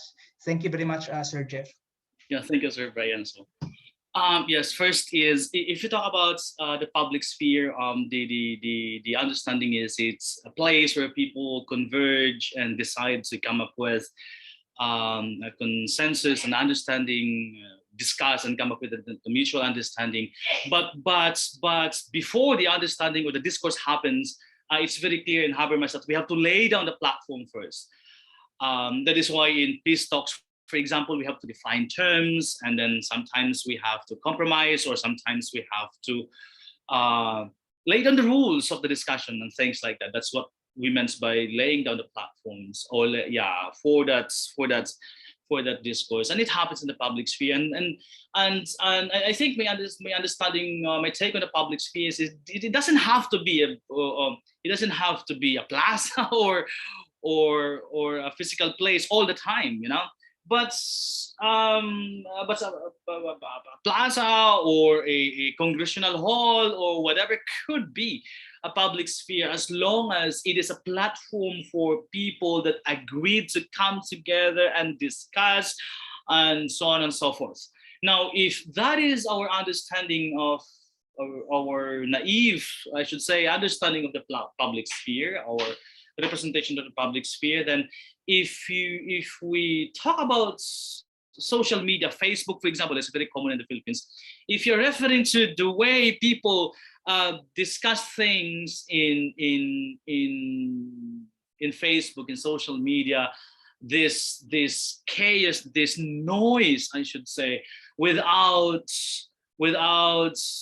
someone to mediate and lay down the terms and rules and things like that. And then the social media, the Facebook, the way it is viewed now, the way it is, the way I view it, at least in the Philippine society, cannot be considered a public sphere from the vantage point of Habermas.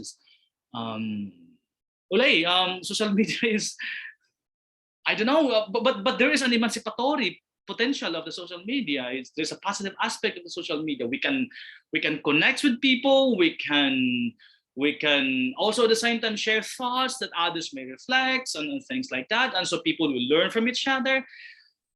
But on the other hand, it can also be a tool for propagating, propaganda or showing off and things like that. So it's always a two-way process, or it's always two ways of looking at the social media. But again, if a discourse happens in I don't know if a discourse happens like this in online, or a discourse happens online, we discuss, we lay down the platform, the rules and things like that, and the topic is quite clear, and issues about to be discussed or to be dealt with is agreed by both parties, and which is aim at a resolution of the problem. Then the platforms like this, I should say, that's just my take, can be a form of a public sphere. It doesn't have to be a physical place, but the social media, Facebook as a whole, from that requirements cannot be, at least from my end, cannot be considered a public sphere. On the second question, yes, that's the classic reaction of many people. One of the classic critiques, or one of the classic criticisms thrown against Habermas is that Habermas believes, or Habermas seems to believe, that people are angels, or people are always good, that if we just sit down and reason together and blah blah blah, and agree with each other, or come up with an agreements, or agree to disagree, or compromise, and somehow address the issue. I think ideally that should be the case, but what we observe is sometimes people walk out because they cannot bear anymore the discussion there, and they cannot come up with a compromise, even a compromise. How many times nag-walk out yung mga members sa Trillanes, for example, sa Senado? So ideally, sana pag nag-usap tayo, pag nag-discuss tayo, pag nag-discourse tayo, meron sanang kalalabasan. Pero on the other side, realistically speaking, that's also one of the weaknesses of Habermas' theory of communicative action, because he forgets, I should say, the very basic dictum in political science, and one of the angles that we use when we do critical theory, when we do social analysis, Hobbes homo homini lupus. Well, we're not saying that the other is evil all the time, but we have to be wary, or we have to be cautious of the tendency of the other to betray, the tendency of the other to be a wolf to the other, the tendency of the partner of communication to withdraw any time from that discourse if his or her interest is jeopardized or is not taken into consideration. So I don't want to sound too idealistic here. On the one hand, again, there are discussions or discourses that lead to a fruitful mutual understanding, a meaningful mutual understanding. There are also discourses that will not work, will not produce that way. So that's my take, sir, on the second point. Yeah. Thank you. Thank you so much, Doc Jeff. In the interest of time, there are still questions coming from Doc Vic in the group chat or in the chat box. Maybe you can just respond to that, and the rest can follow through the discussion, because there are also thoughts coming from Doc Ryan Urbano there, because we need to proceed with the paper presentation. But before that, I would like to call in the Director of Research of Kuryesu to virtually read the Certificate of Appreciation to our keynote speaker. Doc Ann? Yes, Doc Roger, with your permission, can I have my presentation for the certificate? Yes, po. Can I Yes, po. share? Yeah, proceed, please.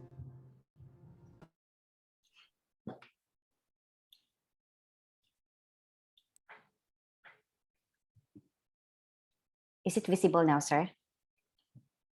Yes. Okay. Doc. So again, thank you so much, Doc Jeffrey Okay, for that very interesting topic and full of insights. I learned so much from that talk. So with that, we'd like to give this virtual certificate, and allow me to read first what is that? The content. Certificate of Appreciation. This is presented to Dr. Jeffrey Okay for sharing his knowledge and expertise. Sorry, I cannot really clearly see here. Again, this is presented to Dr. Jeffrey Okay for sharing his knowledge and expertise as a keynote speaker with his talk entitled Revisiting Habermas, the Theory of Communicative Action and Its Implications to Contemporary Philippine Politics, in the 4th Philippine Politics and Culture Conference, with the theme Radical Politics and the Future of the Philippine Democracy, held on April 22 to 23, 2022 at 9 a.m. to 4:30 p.m. Philippine time. Given this 23rd day of April 2022 at Carrieso College, Taguig City, Province of Davao del Sur, Philippines. Signed, Reverend Father Dexter Veloso Didi, President, Social Ethics Society. Signed, Dr. Annalisa C. Serbo, Director of Research and Publication Office, Carrieso College, Incorporated. So again, congratulations, and thank you so much, Dr. Jeffrey Okay. Thank you so much, Kuryesu. Thank you so much, CS. And yeah, just very briefly, there are so many nice questions, very good questions in the chat box, but I think I don't have time to answer all of them. But yeah. So just be sending this certificate to you, Doc, and there are some spelling here that we need to fix. So sorry for that. So thank you so much, guys. All right, wow. Okay. Thank you so much, Doc Ann. You can now unpresent.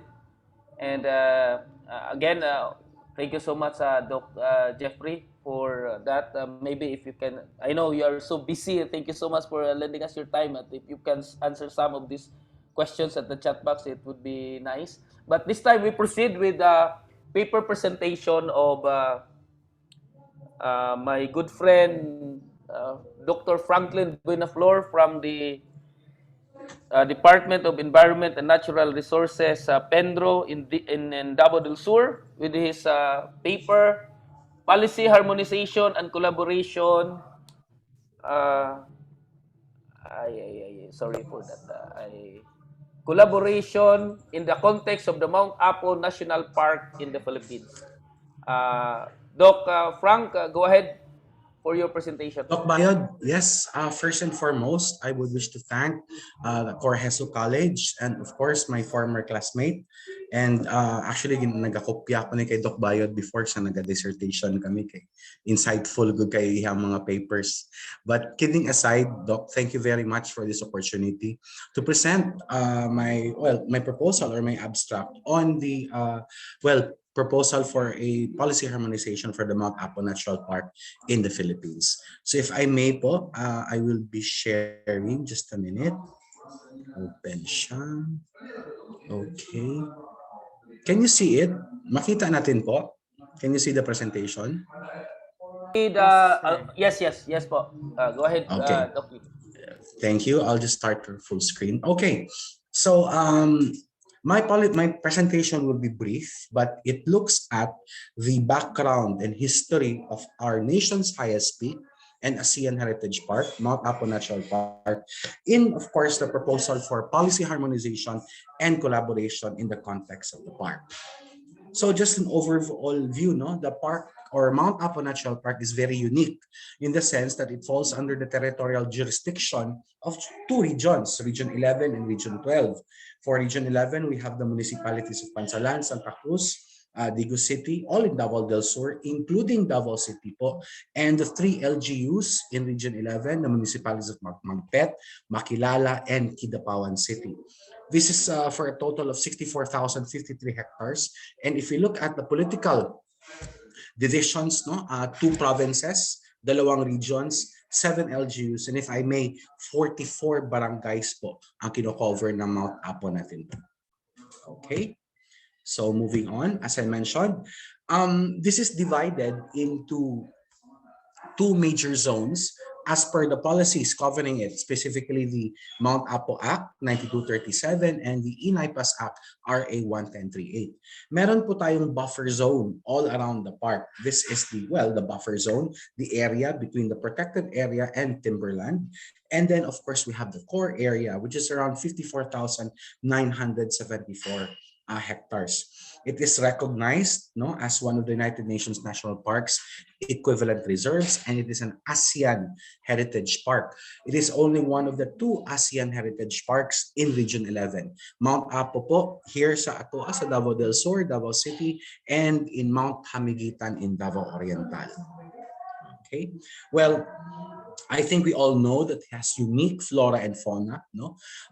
More than 800 floral species. Yung waling-waling, we can see there, what's that? The pitcher plant, no? The conservation status of all of these species are, most of them are endemic. 3 are actually critically endangered. Others are vulnerable. Fauna, over 479 species of mammals, right? And the conservation status of most of them is endemic, meaning makikita lang natin dito po sa Mindanao. And yung critically endangered, ang Philippine eagle and Philippine cockatoo, including yung recent na viral video natin po ng sighting ng IUCN vulnerable status na Philippine warty pig. Okay, so this is where it gets interesting, no? If we look at the historical background. Kasi Mount Apo originally had 76,900 hectares by virtue of Presidential Proclamation 59 as per 1936 during the term of President Manuel Quezon. So this was known as the National Parks Law. But since its establishment in 1936, several laws were enacted had reduced the original 76,000 hectares to the current 64,053 hectares. And actually, ang iba, this covers 52,000 hectares in Region 11 and 12,028 hectares in Region 12. So from 76, nag-64 siya. If we look at this, not only is it a national park, but it also covers CADT or Certificate of Ancestral Domain Territories. Ito po, the Unified Bagobo-Tagabawa CADT or CADC has the largest claim, almost 90% covering Davao del Sur and even parts of Davao City. The others dito po sa Makilala, Kidapawan, and Magpet are also covered by CADTs, specifically the Madadma CADT and CADC. And dito po sa Davao City side, this is also the Forbis and other Bagobo Tagabawa Cantis. So it's not only a national park, but under RA 8371, the IPRLO, Indigenous Peoples' Rights Act, it is also part po ng indigenous cultural communities natin dito sa Philippines. And as I mentioned, if we look at the historical background, originally it covered 72,000 hectares noong 1936. But in 1957, this was amended where 3,946 hectares were released by the government as inalienable and disposable. Fast forward po tayo in 1965, Presidential Proclamation 59 was further amended, right? Na nag-exclude tayo from the operation of certain portion of the park for agricultural purposes. 140.41 hectares of the park were released for agricultural processes. Then we moved to 1965, Presidential Proclamation 507-A, where it amended the previous Proclamation 59, and it stated that 39,050 hectares was declared as permanent forest, reducing the park from the 72,000 hectares in 1936 to 57 to only 33,736.59 hectares. Moving on to 1966, revoke po ang proclamation, tapos binalik naman siya to 72,000 hectares. And in 1983, 44,771.75 hectares of this was declared as inalienable and disposable, na na-decrease ang park to 25,000 hectares. But in 1986, for those of us who can remember, give balik sa original park because this was the time of the EDSA revolution, where previous policies of the Marcos government were actually reverted.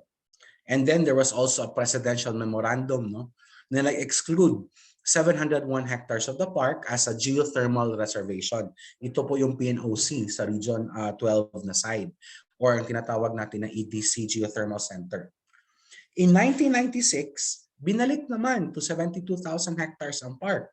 But finally, this was finalized via Republic Act 9237, the Mount Apo Act, where it was finally placed at an area of 64,053 hectares, which is what we're working with right now. Kasi meron na pong Republic Act. Okay, so as I mentioned, it's the country's highest peak. Its topography is volcanic. It is a strato volcano po. If you have the chance to climb Mount Apo, if you sit at the summit or peak areas, you can really see an evidence, or there's an evidence that Mount Apo was part of a huge eruption, but that was not yet recorded during the Spanish time, most probably during the pre-colonial history of the Philippines. Okay, as I mentioned, it's not only biologically critical, but in terms of hydrology, it is where most of the water of Region 11 and 12 come from. We have 8 major watersheds, 4 major lakes, 19 major river systems, 21 creeks, and tropical climate is relatively, tropical. Rainfall is evenly distributed, but Mount Apo has a unique microclimate that the temperature can go as low as 3 to 2 degrees Celsius at the summit. In my case, I experienced it at around 5 to 4 degrees Celsius nung last na climb namin po. Yes, maginaw talaga sa summit area ng Mount Apo. Okay, clay, soil type, and loam siya, very fertile because it's volcanic, right? Hence, that's why it's a tempting area. Pardon me, a tempting area for high-value crops, including banana plantations, vegetables, etc. Okay, as I mentioned, it's also a key biodiversity area, right? Okay, and it's a representative of all the possible forests that you can see. Meron lowland forest up to 1,200 meters. 1,200 meters po is parang hanggang Barangay Kapatagan lang. Next, pwede tayo makakita ng montane or low montane forest. Going up to Paradise from Kapatagan down to the campsites, low montane forest yan siya po. And then, if you move to high montane forest, around 1,800, yan po, we can see that particular area sa Century Tree or Century Trail, yan, around 1,800 to 2,000 meters above sea level. And of course, yung summit or shrubland area na siya. Okay? So as we can see, Mount Apo has many aspects, right? We have the ICC, CADT aspect, we have the biodiversity aspect, we have the DNR aspect, and we also have the local government code aspect or policy.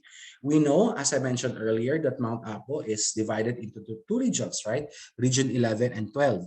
These areas are divided into different management zones, particularly yung buffer zone, which is the park or non-park area, multiple use zone where certain activities and even economic activities can be allowed, given that you can acquire a special use agreement for protected areas. But yung strict protection zone po, in principle, this is the area reserved for biodiversity conservation. So we can see that we not only have the IPRA law, the Mount Apo Act, and the INAIPAS Act, but we also have the local government code. Since this is divided into local government units that have their own autonomy and own authority and own mandate for both development and conservation. Okay, looking at the map, of course, these are the major LGUs that cover and their territories within Mount Apo.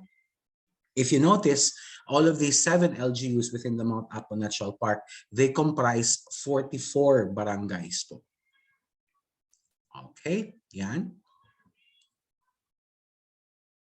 Okay, yung territories niya. If you notice, Davao City has the larger area within Mount Apo, right? This is followed by Santa Cruz, and I think Digos, Bansalan, and Magpet, and then we have Makilala and Kidapawan City.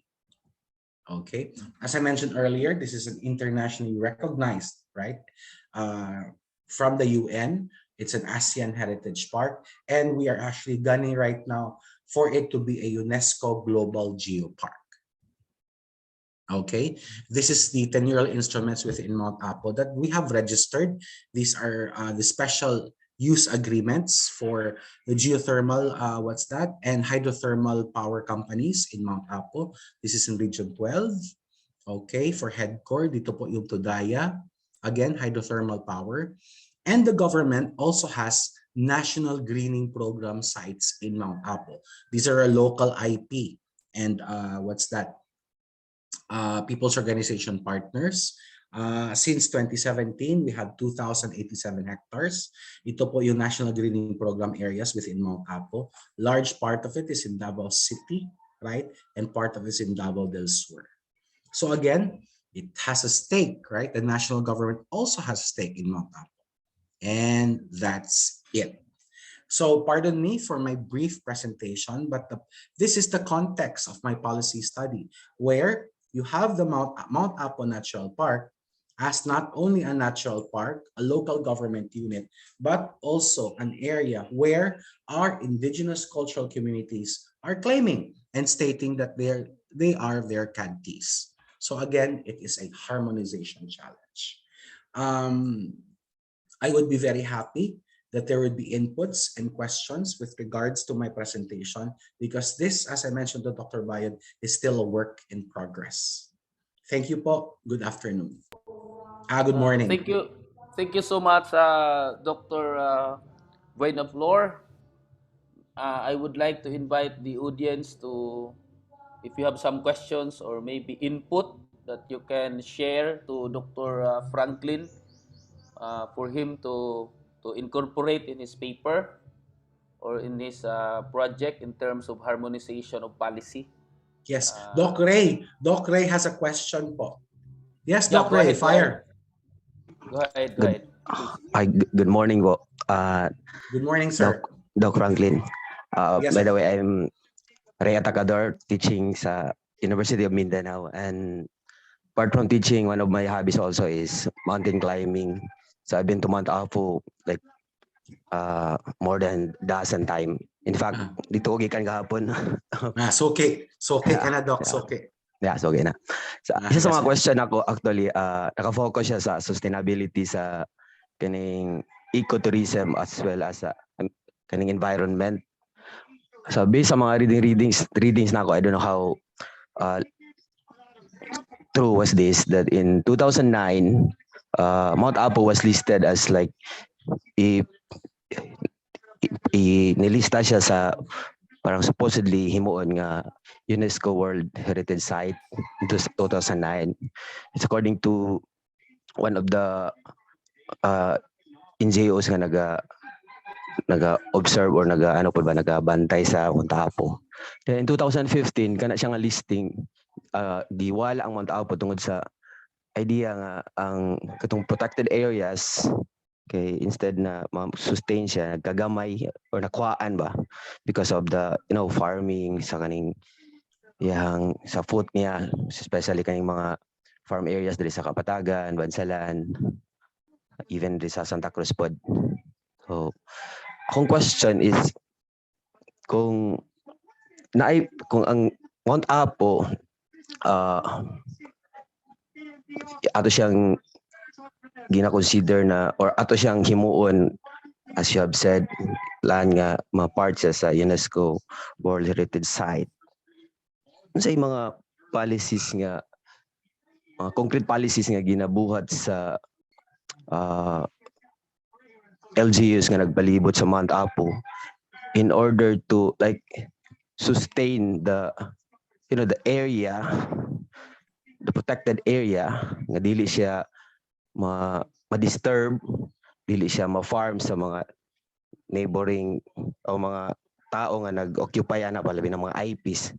Unsang mga policies nga gi-create sa LGU para ang mga kaning mga IPs tagaan sila og mga sustainable livelihood para instead na magpadayon sila farm atong protected area, na sila alternative nga livelihood and at the same time sila mismo nga nagpuyuan ang areas mag-help para maprotektahan siya or ma-sustain siya.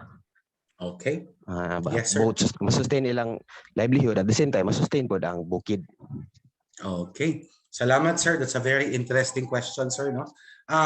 I can give you two answers, sir. The short one and the long one. Doc, Okay. una, Doc, no? Congrats. Bago ka lang nagbaba. Gikan mo siguro sa ulan, Doc, no? Oh, dito ni kuan mi ni circuit ni kapatagan ko ni sa akin ibaba ko sa Dacros. Tanaw na ko Dacros. kayong tubig sa Finado. Lagi-lagi. This was reported 2 weeks ago. Actually, yung last ko nababa, Doc, was March 18. Katong nagbagyo, okay. God. Nabagyuhan Oh. kami sa summit. Hapit na lang magburador ang among angkwan. Tent na mo. Kusog-kusog bidang ulan yun. Bisa kami na Kusog-kusog itong ulan. But anyway, Doc, no, the short answer to your question is hence the study. Because it is hence the reason for my study, because it is a policy harmonization challenge. We have the DNR, no? We have the DNR, which is the secretariat of the highest policy-making body sa Mount Apo, ang Protected Area Management Board. Monis lang tanan nagabuhat sang balaod sa Mount Apo. Kami sa DNR secretariat mi. Unya usa lang gud ang amuang kuan ex-officio member diha, ang amuang executive director. Ang executive director sa Region 11 ug 12, chair ang regional director namo ug isa ka chair sa Region 12. So duha ka voting members. Unya kaming secretariat sa DNR, no? Sa PENRO, Protected Area Management Office. So since sila ang highest policy making body, na harmonization challenge between the conservation policies sa DNR, natural park man gyud, di ba? And the economic, no, and employment policies of the local government unit. Let's say Republic Act 7160 and Republic Act 6210, creating barangay kapatagan, for example. Kaya naman sila mandate na economic, dapat magpasulod sila sang tao, dapat tagaan nila sang economic opportunities. Unya, ang ato ang mga igsuon na katutubo, naman sila ipralo. Gina-claim nila actually nakadto yung Mount Apo. And they actually have, no, ancestral domain rights within Mount Apo. Hence the need na dapat i-harmonize siya. Dapat kuan siya, i-harmonize. Doc Harry, Sir Harry, good morning, Sir Harry. Mga veterans, good na to sa Mount Apo. Anyway, given that it's a harmonization challenge, ano ba na kinsa bay balaod na dapat masunod? Si DNR ba? Si LGU ba? Si IP? Hence the need for this harmonization challenge. There are many proposals actually, sir, na pwede siya buhaton authority. or itutok lang gud sa PAMBI na mag-manage, no? Parehas gud sa Metro Manila Development Authority kanang pag-manage gud sa traffic ug esteros sa Manila, ginawa siyang authority. So again, this is one of the challenges on paper. Ang lakang sa next muna question, sir, is that it was delisted sa UNESCO. That is true. Although that was before my time, it was delisted because certain requirements sa UNESCO were not met. That's why now, under the leadership of our regional executive director, Bagani Fidel Evasco, and our Penro and concurrent PASU, Dr. Alberto Banjola, also from UM, sir, no? Nagatudlo na sa UM si Doc Al. We are looking at filing or building up our dossier for application sa UNESCO Global Geopark. And Global Geopark, education, geology, and of course at the same time conservation. Yes, na-delist siya tong una, but we have a 2-year plan na mag-apply naman ta usab sa UNESCO para matagaan gud si Apos ang tama na recognition. Yeah, hopefully. Hopefully, sir. Yes, sir. Nalaki follow up gamay, sir. Sure, sir. Hey, na question man, sir, si Axel, Doc Axel Yanes. Yes, sir. Yes, follow up, sir. Continue, sir. Actually, this might not be a question, but like a suggestion. So yes, sir. Very welcome, sir. Yeah. So since I've been in Mount Apo for how many times, and I've been to other mountains also many times, like for example in Pulag, in Panadagsaan, in Bukidnon. So my observation is this, like sa policy making, for example, sa sustainability of the Mount Apo, since we are talking about, how to protect the environment at the same time to also preserve and provide livelihood of the IPs living sa Mount Apo.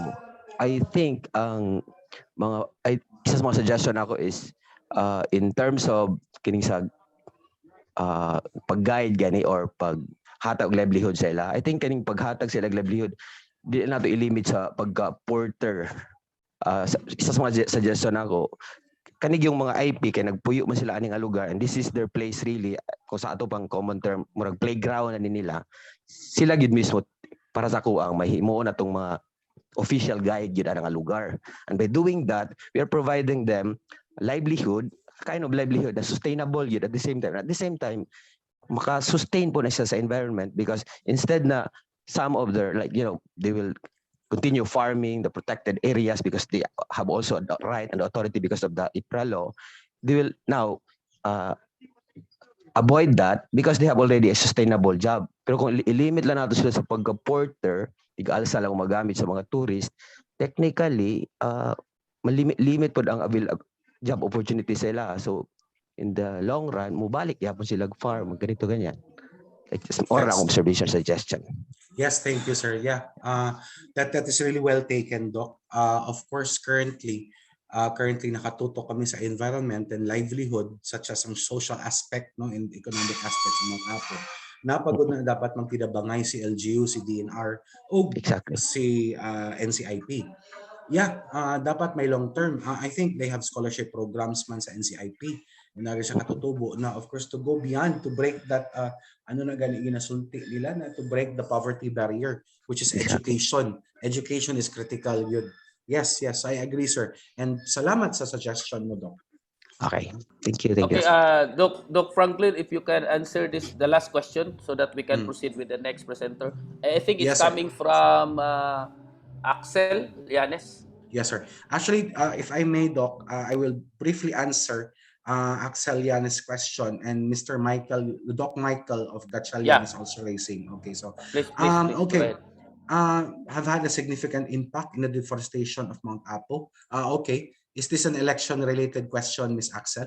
If you look at the presentation, based on our studies, the biggest deforestation impact was in the policy, no? Because before 1986, more than 30,000 hectares of the area was reverted to alienable and disposable. So hindi na siya protected area because it was under the Ministry of Human Settlements of the previous administration before 1986. Di ko lang pag-i-mention, Ms. Axel, ha? Kay the First Lady was the Minister of Human Settlements at that time. So na-open, kumbaga, more than 30,000 hectares of Mount Apo. Come 1986, EDSA revolution, it was reverted again back to its original 70,000 hectares by that post-EDSA administration. So I hope that answers your question, Mix Axel. Thank you so much, Doc Frankie. Yeah, I think there's a good friend here from VSU, Dr. Geraldo Hernandez, who is champion in rainforestation in the VSU. He gave me a private message at the messenger. I would like him to ask you, and later on maybe we can also entertain Michael Gatchalian. That's the two. Then later after that we proceed. Doc Geraldo, can you verbalize your question, sir? Yes, one more question. Si Sir Michael, I think. Hello, Good sir. morning, sir. Good Good morning. morning, sir. Ano lang po observation because you are visualizing the economy, the historical background of Mount Apu. My concern, sir, aside from answering about the sustainability of Mount Apu as well as the tribe, ang concern ko lang po, sir, because if the IPs will be trained to facilitate and then become tour guide because Mount Apo is their common playground.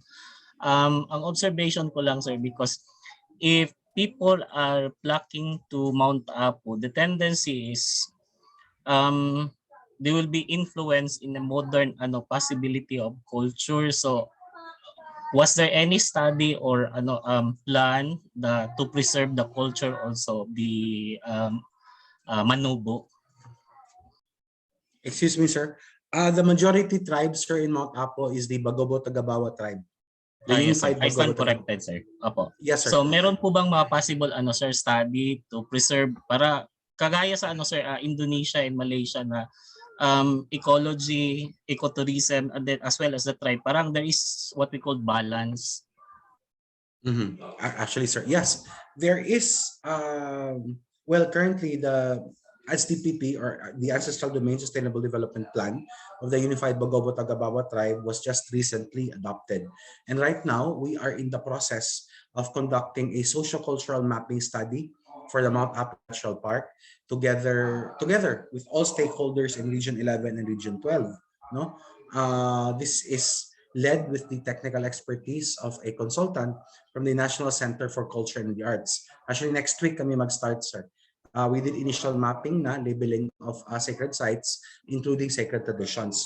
To wrap it up, as based on our board meeting 2 days ago, Bae Jerlina Uwok from the Bagobo Tagabawa tribe mentioned that what's sacred about Mount Apo is not the sites itself, but the whole mountain itself and the climbing experience. That's what makes Mount Apo sacred and holy. Just to wrap up my statement lang, sir, ang climb itself and the entire mountain. And to add, the simple presence of rarely sighted, vulnerable warty pig, according to Bae Uwok, is an indication that nature is trying to tell us something. Yan lang po. So, sir, I hope I answered that Thank question, you. sir. Thank you. Last, supposedly I do not entertain, but it's very good because this person is a champion in rainforestation in the Visayas. He's the dean, I guess, in the Visayan State University. I think he's in FB Live, but I admitted him just a while ago. Doc Geraldo, would you like to share your thoughts, sir? Thank you. Thank you, Dr. Geraldo.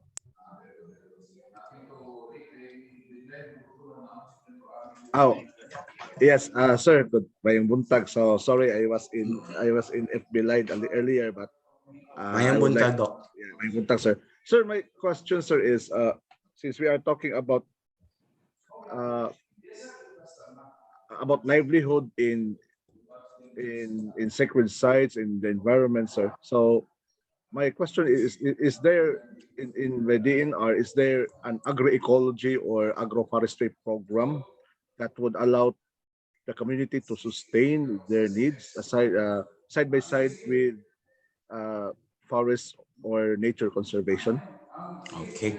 Thank you, Doctor. Thank you for that question. Actually, going back, my main paper was in policy harmonization. And one aspect of it, I think that was a question raised by by the first doc who was also a mountain climber. Kasi nagtanong siya na hindi lang natin pag-limit yung livelihood ng mga katutubo natin to portering, hence education, as his suggestion. But as to specific agroforestry interventions within the Mount Apo Natural Park, Doc, that's your question, especially those implemented by IPs. We have the ENGP program, or Enhanced National Greening Program, which we initiated last year using the family approach. Yung individual siya. And it is already in its second year, maintenance and protection po. And I think one paper was published on this by my colleague and also our good friend, Dr. Archilito Malyari and Dr. Bayod, I think, on basically the initial implementation of the family approach for the ENGP program. Just to note, Doc, it's not only specific lang talaga or exclusive to IP mga katutubo natin ng mga igsoon, but also ang mga tenured migrants and others. So given that, sir, it's the individual family approach. Is in its early stages, because as you may already know, yung ENGP natin is PO based man siya. Yes, Doc. Thank you very much. That would be great, Doc, because there are in some of our studies in the university, the family-based approach or the community-based approach is an effective tool for nature conservation. So I laud the DNR 11 for that, and of course, for in the realm of philosophy, it would be for us. It would be what we call enlightened anthropocentrism, in which if we want to protect our nature, it would be very difficult for us to exclude those who are affected by our conservation, because there are a lot of communities that are natural resource dependent. So thank you very much, Doc, for considering that one. And salamat kayo. Doc Roger, salamat po kayo, sir. Yeah, thank you so much, Doc Geraldo and Doc Franklin, for wonderful presentation, and which really lead to a lot of discussion. So now we proceed to the next presentation. We have from the Ateneo de Manila University the paper entitled "The Three Antinomies of the Far-Right Counter-Revolution." We would like to welcome Sir Cedric Nicolas Bisenio. Hi, magandang umaga. I'll just wait for a bit because I'm still trying to share my PowerPoint lang. Thank you. Yeah, go ahead. Go ahead po, sir. Salamat.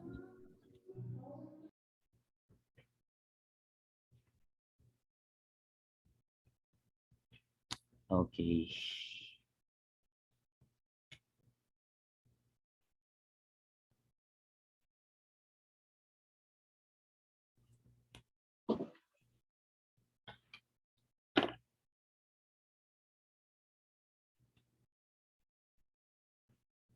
Hello po. Wait lang. Yeah, it's already visible, sir. Visible Your na po? PowerPoint. Okay. Alright, Yes, alright. Salamat. Magandang umaga po sa inyo. I'm currently an undergrad student. And one of the things that interests me so much is an experimentation or a theorization of a new critique of the global rise of far-right politics. And one of the key things that we have to put into our attention is the need for the antimonies as method. Now, the point of an antimony is that reality is constituted not by just mere consistencies and contradictions, but some reality is composed of paradoxes and irreducible gaps that constitutes the normalization of all things. So why is there a need for an antimony as a method, especially in conducting far-right counter-revolution and populism? Because of the vast literatures that I was immersed for the past few years, contemporary post-Marxists such as Ernesto Laclau and Alain Badiou was very skeptical of the putative sociological political science analysis of populism as an effect of a certain a category of an effect towards minority and marginalized classes. It's either that, or it's just basically we just have to look at systems of dominations in which that it seizes all forms of critical thinking. And for that, that is not necessarily it's an error, but it underestimates the questions of an ontological emergence of a political subject in populism. Ganito kasi sa political science and social sciences, especially if you understand the works of Walden Bellow. And it's already apparent in works like Ernesto Laclau. Ang ginagawa ng political scientists is that they understand and study different patterns of populism all around the world. And what they're going to do is to create different categories about it.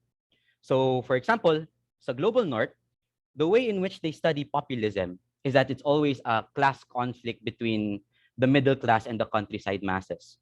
Tapos pagdating sa Global South, it's always about a counter-revolution against liberal democracies.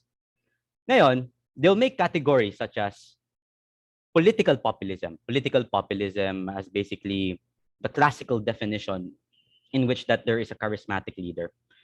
However, once they witness an event in a few years' time that there was a phenomena that stands outside that category, what they do is they create a new category. So they're going to say, oh, this is not just about political populism, but it's also about agrarian populism, the counter-revolution from the countryside.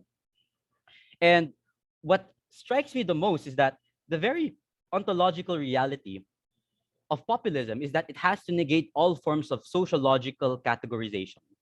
So the point here is later on, and I will discuss about populism, is that the very origins of populism is not hegemony discourse or not some permeation of the systems of domination, but it's actually a rupture and a destruction within a systems of references.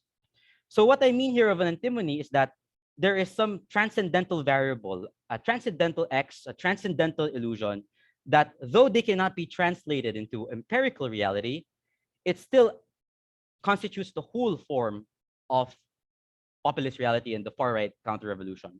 And the irony is that most of the contemporary post-Marxists, such as Alain Badiou, Slavoj Žižek, Ernesto Laclau, even Agamben, are doing this, the analysis of excess, and more than just the understanding of critical theory and locations of domination. And I think that what's important here is that the point of the excess, the transcendental X, the transcendental variable, is that it has no affirmation to an empirical social reality. But then again, it constitutes all forms of social reality. The paper will discuss on 3 different studies on different literatures in populism and history, the history of philosophy. And the first will be talking about the discussions on populism in Adorno's jargon of authenticity. And as we all know, it's the jargon of the German existentialism, the jargon of radical inwardness that constitutes the Nazi socialism. And then the next we will discuss about Slavoj Žižek's critique of Western Buddhism. And it's not necessarily in the sense that when you're talking about populism, it's actually a stupefaction of the masses where people are incapable of being critical. And we will discuss why it doesn't really become the case.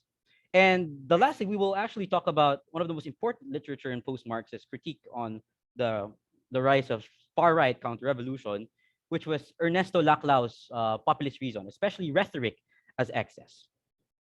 So when the background with Adorno's study of the jargon is that during the emergence of Nazi socialism, one of the key intellectuals that emerges during the scene was the conservative political theory of Carl Schmitt, or the German existentialism of Martin Heidegger. Basically, what Adorno was pissed about here is that the form of the jargon of German existentialism, where there's a fetishization of inward human experience and this metaphysical overcoming despite the things that is happening with our dark society, is that it's a form of a radical consolation. That is to say that once you know everything starts to be really bad, you return to this radical inwardness or this philosophical subjectivity. And that is one of the most important thing that is characterized during the Nazi socialism, especially in the rise of 1939, is that it's not that Hitler tried to extinguish all forms of intellectual thinking, but he reverts into intellectual thinking as, stop doing theorization, stop doing critical thinking, stop doing this abstract theorization of historical spirits. All you have to do is just reflect on your personal experiences, and you have to humanize the experience of other people. And for Adorno, that was a very problematic gesture, because for him, ironically, the fetishization of the authentic is what puts the German socialism into power, the German Nazism into power. That is to say that we need to continually reflect on our personal experiences. We have to reflect everything on our surrounding so that we don't have to think critically. So what was Adorno's move here when he saw that the jargon of the German existentialists, like Dasein, encounter, dialogue with the other, has been elevated and reified such that it contributes to the system, the function of the ruling class ideology, is that Adorno does not dismiss this jargon as, this is just illusions, these are shatters, we must remove all of this. And we have to be critical about it. For him, ironically, Adorno does not end with the conclusion like that. What Adorno wants to say here is that part of the things that tries to put the myth-making of the ruling class into power is the mysticism of the simple. And hence his famous conclusion that fascism originates in the intolerance of the ambiguity and the complicated. And one of the things that Adorno was very, very interested is that during most of the disciples of Martin Buber, the one who would say I and thou, whenever they were always taught in German time, in German existentialism, that once you memorize, you are well versed with the jargon of authenticity, you don't need to explain about yourself. This is the same thing that, I saw this in post sa Facebook one time. Yung parang sinasabi niya na, tinanong siya ko ba't daw si Marcos. Tapos sabi ng tao niya na, you don't really need to tell your reason about kung bakit kailangan ko iboto si Marcos. Basta totoo ako sa sarili ko, sa personal subjectivity ko na siya ang leader na I will identify to. I don't need to explain too much. And that is one of the correspondence in the parallel that was happening at the same time during the rise of socialism, German socialism. And another thing that Adorno was very curious is that it's not that the fetish of German existentialism, yung pa-reflection on personal experience or kailangan bumabad ka sa abot tanaw ng pagmemeron ng mundo, is that it's not that they cut you off from the social contents of your reality, is that you know that the social contents of your reality is so unbearable that the most you have to do is return to the deepest things that was not snatched by the crisis, and which is your inner human identity. And the point of Adorno is that when things comes really bad, when things have a crisis, populists don't see it as a dynamic of economic exploitation or like an exploitation of the working class. For the populists, things are bad not because of reification or culture industry, but because people are just inauthentic. They don't know how to live authentically. They don't know how to live according to their personal identity. And this is for him what Adorno didn't like about German existentialism, because the jargon of human individuality, kailangan may reflection ka sa abot tanaw ng pagmemeron ng iba, is very parallel towards the hyper-liberalization of the market. Yung punto naman ng market is that the market innovates itself not just to meet the demands of the consumer, but it also meets the demands of the consumer's frustration against systems of authority. And that is the point of the desire of an overcoming. And that's why Adorno hates Heideggerian language of let's all be authentic. Because during the time, the point of Dasein and authenticity, they are presented as a subversive form against forms of authoritarianism. Against authoritarianism that deprives you from your individual identity. And how should I say this? Identity and your individual expression. And the point is that instead of being critical with society, let's just activate our innermost individual expression and our own identity. So the conclusion here for the first part with Adorno's jargon, the critique of the jargon, is that because of this excessive usage of the jargon as a way to express human individuality, instead of one being critical of their own social environment, what happens is that the jargons of existentialism, for example, Dasein and the encounter and dialogue with the other, has lost its own content. Ibig sabihin, you can fetishize the expression so much that you can deprive them from their corresponding objective meaning. So the jargons of existentialism, the jargons of pagmemeron, the jargons of looking for the horizons of others has been fetishized and has been replaced in order to self-gratify themselves for their individual expression. And that is the conclusion. So basically, the very point here is jargon remains as the excess so that jargon remains as the excess so that the subject can be cut off from their social objective reality. So the next part is Gelassenheit as excess in Zizek. What Zizek tries to point out here in a critique in Western Buddhism is not to critique Western Buddhism in its own total tenets. Ang pinag-usapan dito ni Zizek is that the jargon of the Western Buddhism is not to, unlike Adorno, it's not really meant to cut you off from your social reality. Ibig sabihin, okay, forgive me for my French, the point of the fetishization of Western Buddhism, yung kailangan maging kalma lang tayo, we have to not stress too much and just go backwards and all, just step back a bit. The point of this fetish of the Western Buddhism na it's not to make everyone stupid, it's not to make everyone bobo. Pero ang punto dito, especially with the Heideggerian, especially it's ironic because Gelassenheit is a Heideggerian terminology.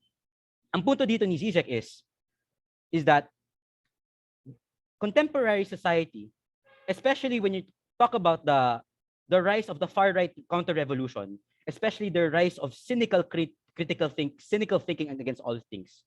Ang pinupunto ni Zizek is you fetishize social reality so that you create another fetish so that it makes the shitty social reality more bearable. So this is the opposite of what Adorno tries to say. Yung punto ni Adorno kanina is that the expressions of German existentialism of radical inwardness is trying to cut yourself off from the social reality. Pero ito, sabi ni Zizek, it's the paradoxical opposite, and this is antimonic in nature. The point here is, there is a fetish content in an immersion or being aware of your social reality. That is to say, there is a possibility in which you as a person, as an individual, who is critical of all things, who knows everything that things are going wrong, yet it contributes to the establishment, to the myth-making of society. Ano yung halimbawa dito? And this is a very good chapter in what Zizek discussed in the ticklish subject, especially on his reading on Peter Sloterdijk. Ang punto ni Zizek dito, in the critique against the right-wing cynicism, the cynicism of the right-wing counter-revolutionary, is that critique of all things becomes the ruling ideology. Ibig sabihin, Tagalog ko na lang, sige. Madali maging critical sa lahat ng bagay, ang dali maging cynical against all things. It's easy to say that things are really bad, things are hegemonic. It's easy to accept that, but at the same time, wait, I was looking for this term. Basically, what he was trying to say is, it's easy for us to be critical, but at the same time become detached and not engage to the complexity of your social reality. And that is part of the right-wing cynicism that was rooted in the 60s sexual liberation movement, yung mga hippie power. And these are the people who are very critical of everything. They're critical of everything, so they want to do whatever the hell they want. And they become followers of what Marcuse's hybrid of Marx and Freud towards emancipation as the removal of all things being repressed. If Zizek told us is that if you notice those hippie people, the flower power people in the sexual liberation movement, is that they're so critical. Pero afterwards, once the crisis has already been finished, everyone returned to their all normal lives. And ironically, sila yung pinaka right-wing cynical people that puts Trump into power 40 years later. And that is very ironic in the sense. So we have a paradoxical moment here where the ruling class ideology functions itself by stupefying the masses, but also with this infinite excessive critique of all things. So yeah, that's the point of GZEC. And the last point, and this is a little bit complicated, is rhetoric as excess in Laclau.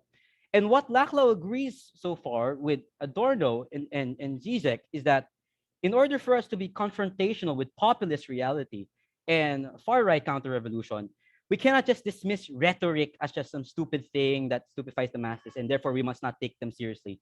So part of the analysis is that we have to shatter its illusion.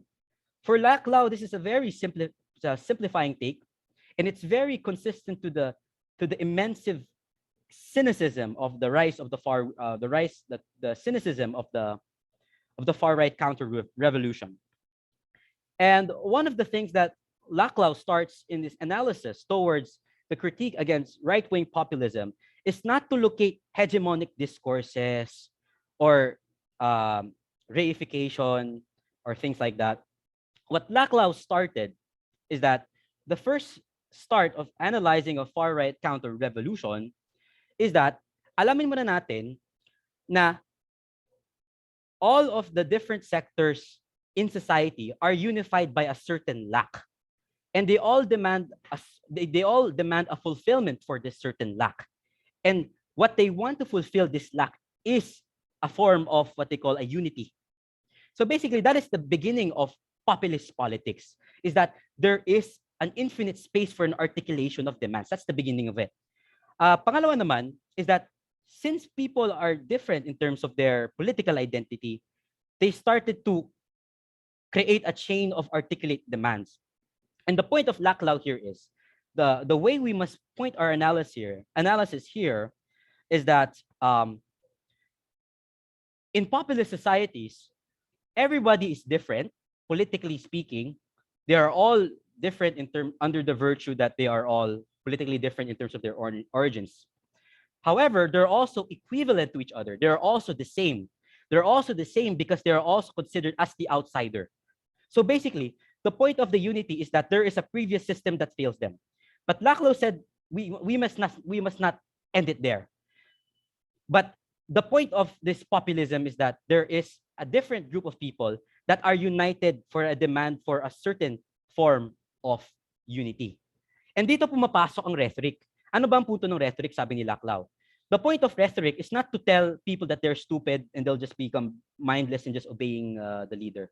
The point of the rhetoric is that the rhetoric is so empty, that it's so stupid, that it's so empty, it's so stupid, it doesn't really mean anything, that it's so perfect in unifying the sentiments and the demands of the people more than candidates who have rational discourses, more than those candidates who have who have clear platforms and whatsoever.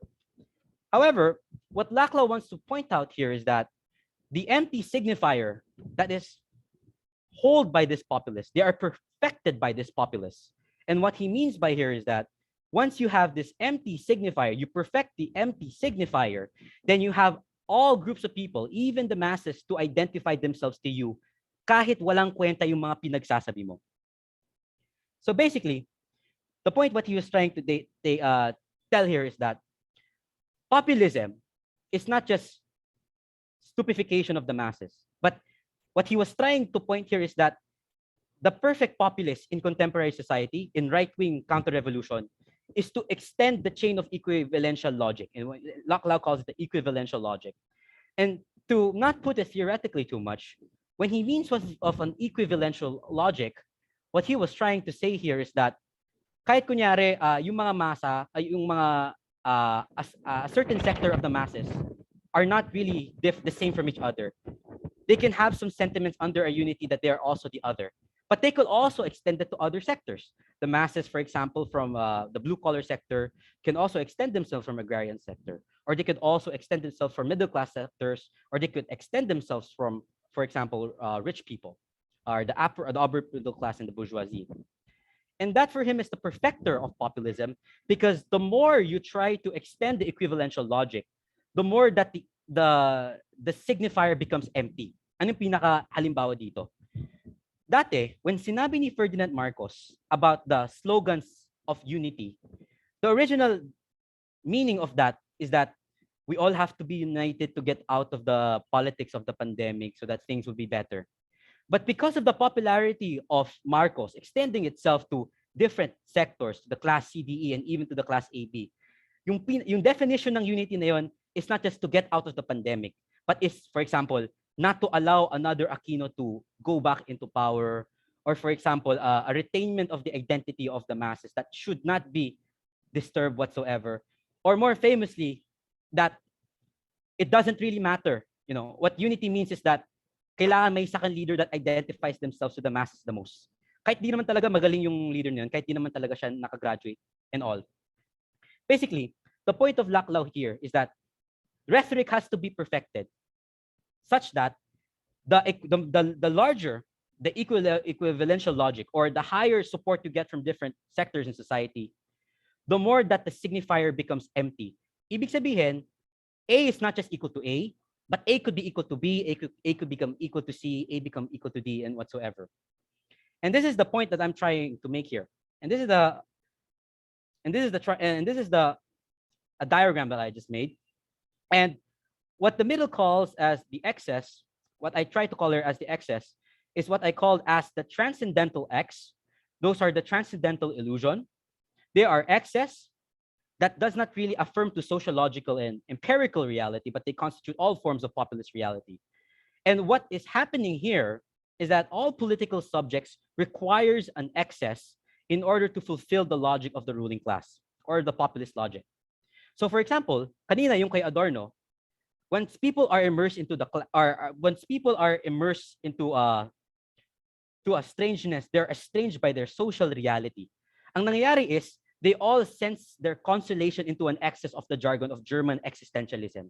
Ibig sabihin nun is that the excess of this German existentialism of radical inwardness, or for instance, the radical inwardness, or the fetishization of personal identity, it all creates a certain split such that the radical... Sir, are you on your conclusion, sir? Are you on your conclusion? This is my conclusion. Wrap it up, sir, for yeah. Oh, okay. So Okay. in the interest of... Okay, so basically the point that I'm trying to make here is that us philosophers, we're not supposed to settle down with hegemonic discourse and, for example, critique of all things, and we have to listen to the other, the marginalized other. The point what I'm trying to say here is that the contemporary populist logic here is that those people who are, for example, estranged by their social reality, they have a certain lack that they return to a fetishization of this excess. And because of this excess, for example, they need radical inwardness, or for example, they go to rhetoric whatsoever. Ang nangyayari dito is, yung pinaka-main conclusion is that because of this fetishization of the excess, the smallest unit of reality of far-right counter-revolution is that the worlds of references, the worlds of signification, they all starts to be displaced. It starts to become misinterchanged and misplaced, meaning they are devoided from their objective correspondence. And my main conclusion here is the more imaginative way as philosophers is not just to track populism or just to simply say, well, this is hegemonic, well, this is fascist. What we are supposed to do here as philosophers is that we need to make a more innovative theory of a rupture so that we destroy not necessarily the logic of populism as a sociological term, but we're also trying to make a rupture into this worlds of meaning making. There is a rupture in this signification. And this is the only way in which this rupture, the break in this excess, that we can make an authentic political act. And that is why, this is the theorization of Alain Badiou, Karl Marx. For example, when Alain Badiou said that the point of the Cultural Revolution is that it has a faithfulness to the rupture of the Paris Commune and whatsoever. Thank you. Thank you very much for listening. Thank you so much, Sir Cedric. No, I was get caught with your presentation. I really love it so much. But we have this another presentation before lunchtime. But maybe Sorry the po. audience. That's all right. No, I love it. No, I would have loved that there's enough time for you to really expound your thoughts on this. But we also have this limited time. But you can continue. Maybe some of us will like to engage you in a chat box. Please do so So we can proceed now with the next presentation from the, I think, Inyo Laguna, Sir Oliver D. Tutor, who will be presenting first-time voters' preferences in the 2022 Philippine elections. Sir Ben Oliver, please take the virtual stage for you.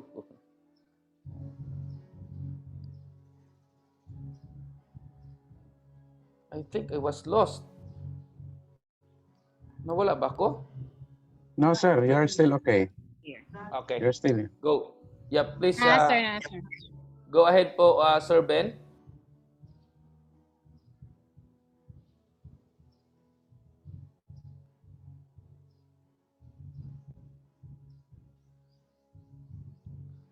Sir Ben, are you still here with us?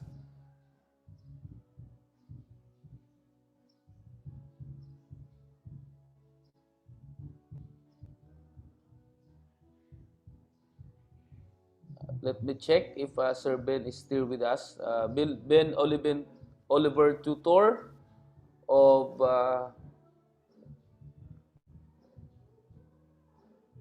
National University Laguna or Inyo Laguna. The title of the paper is First Time Voters Preferences in 2022 Elections.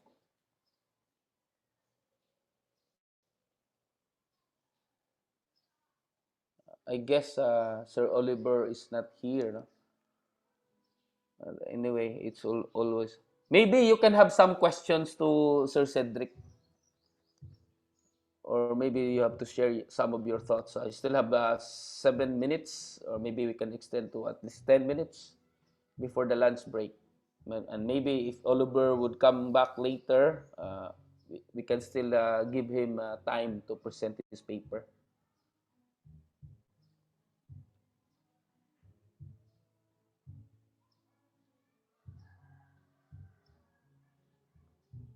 Sayang, had I known it, I could have given much time to Sir Cedric. But maybe are there any questions or clarifications? Or maybe some of your thoughts to the presentation of Cedric from Ateneo de Manila, a college student from Ateneo de Manila.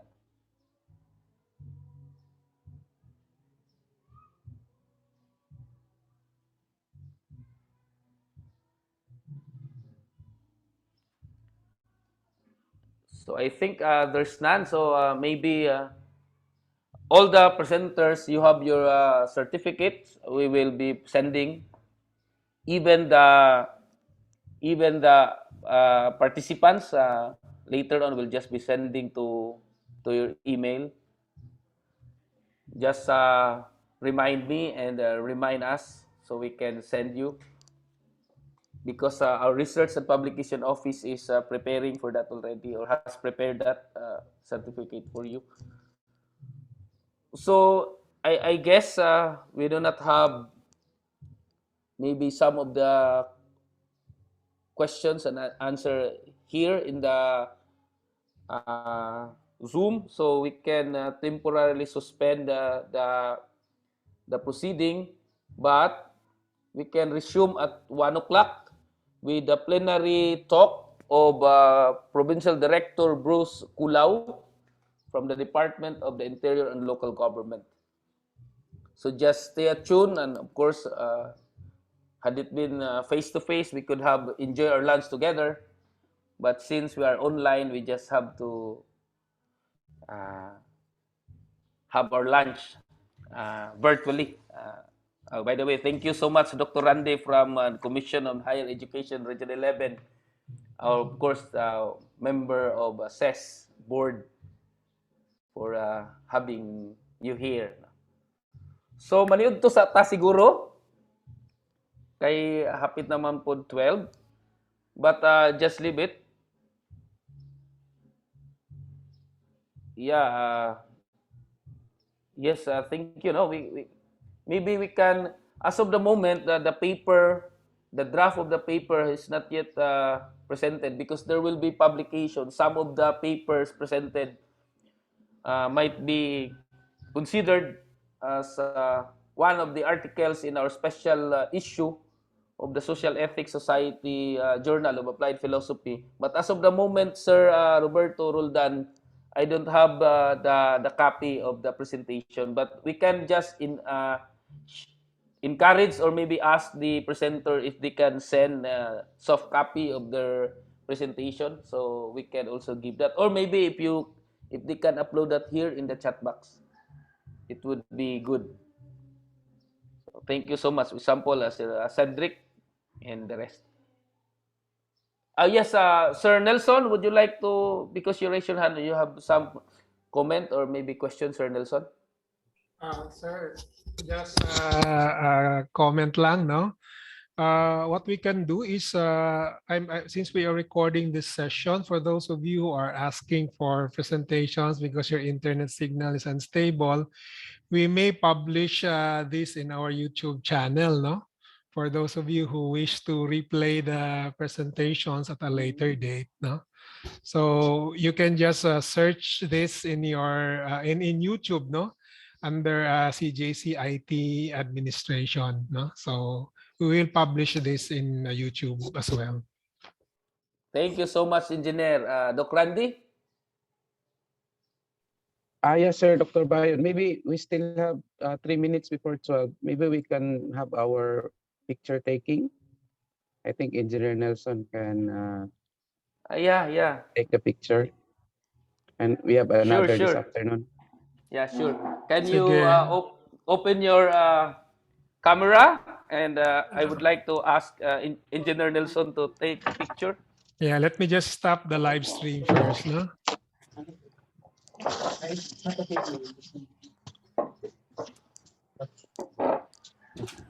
And I'm going to stop the recording now. Okay.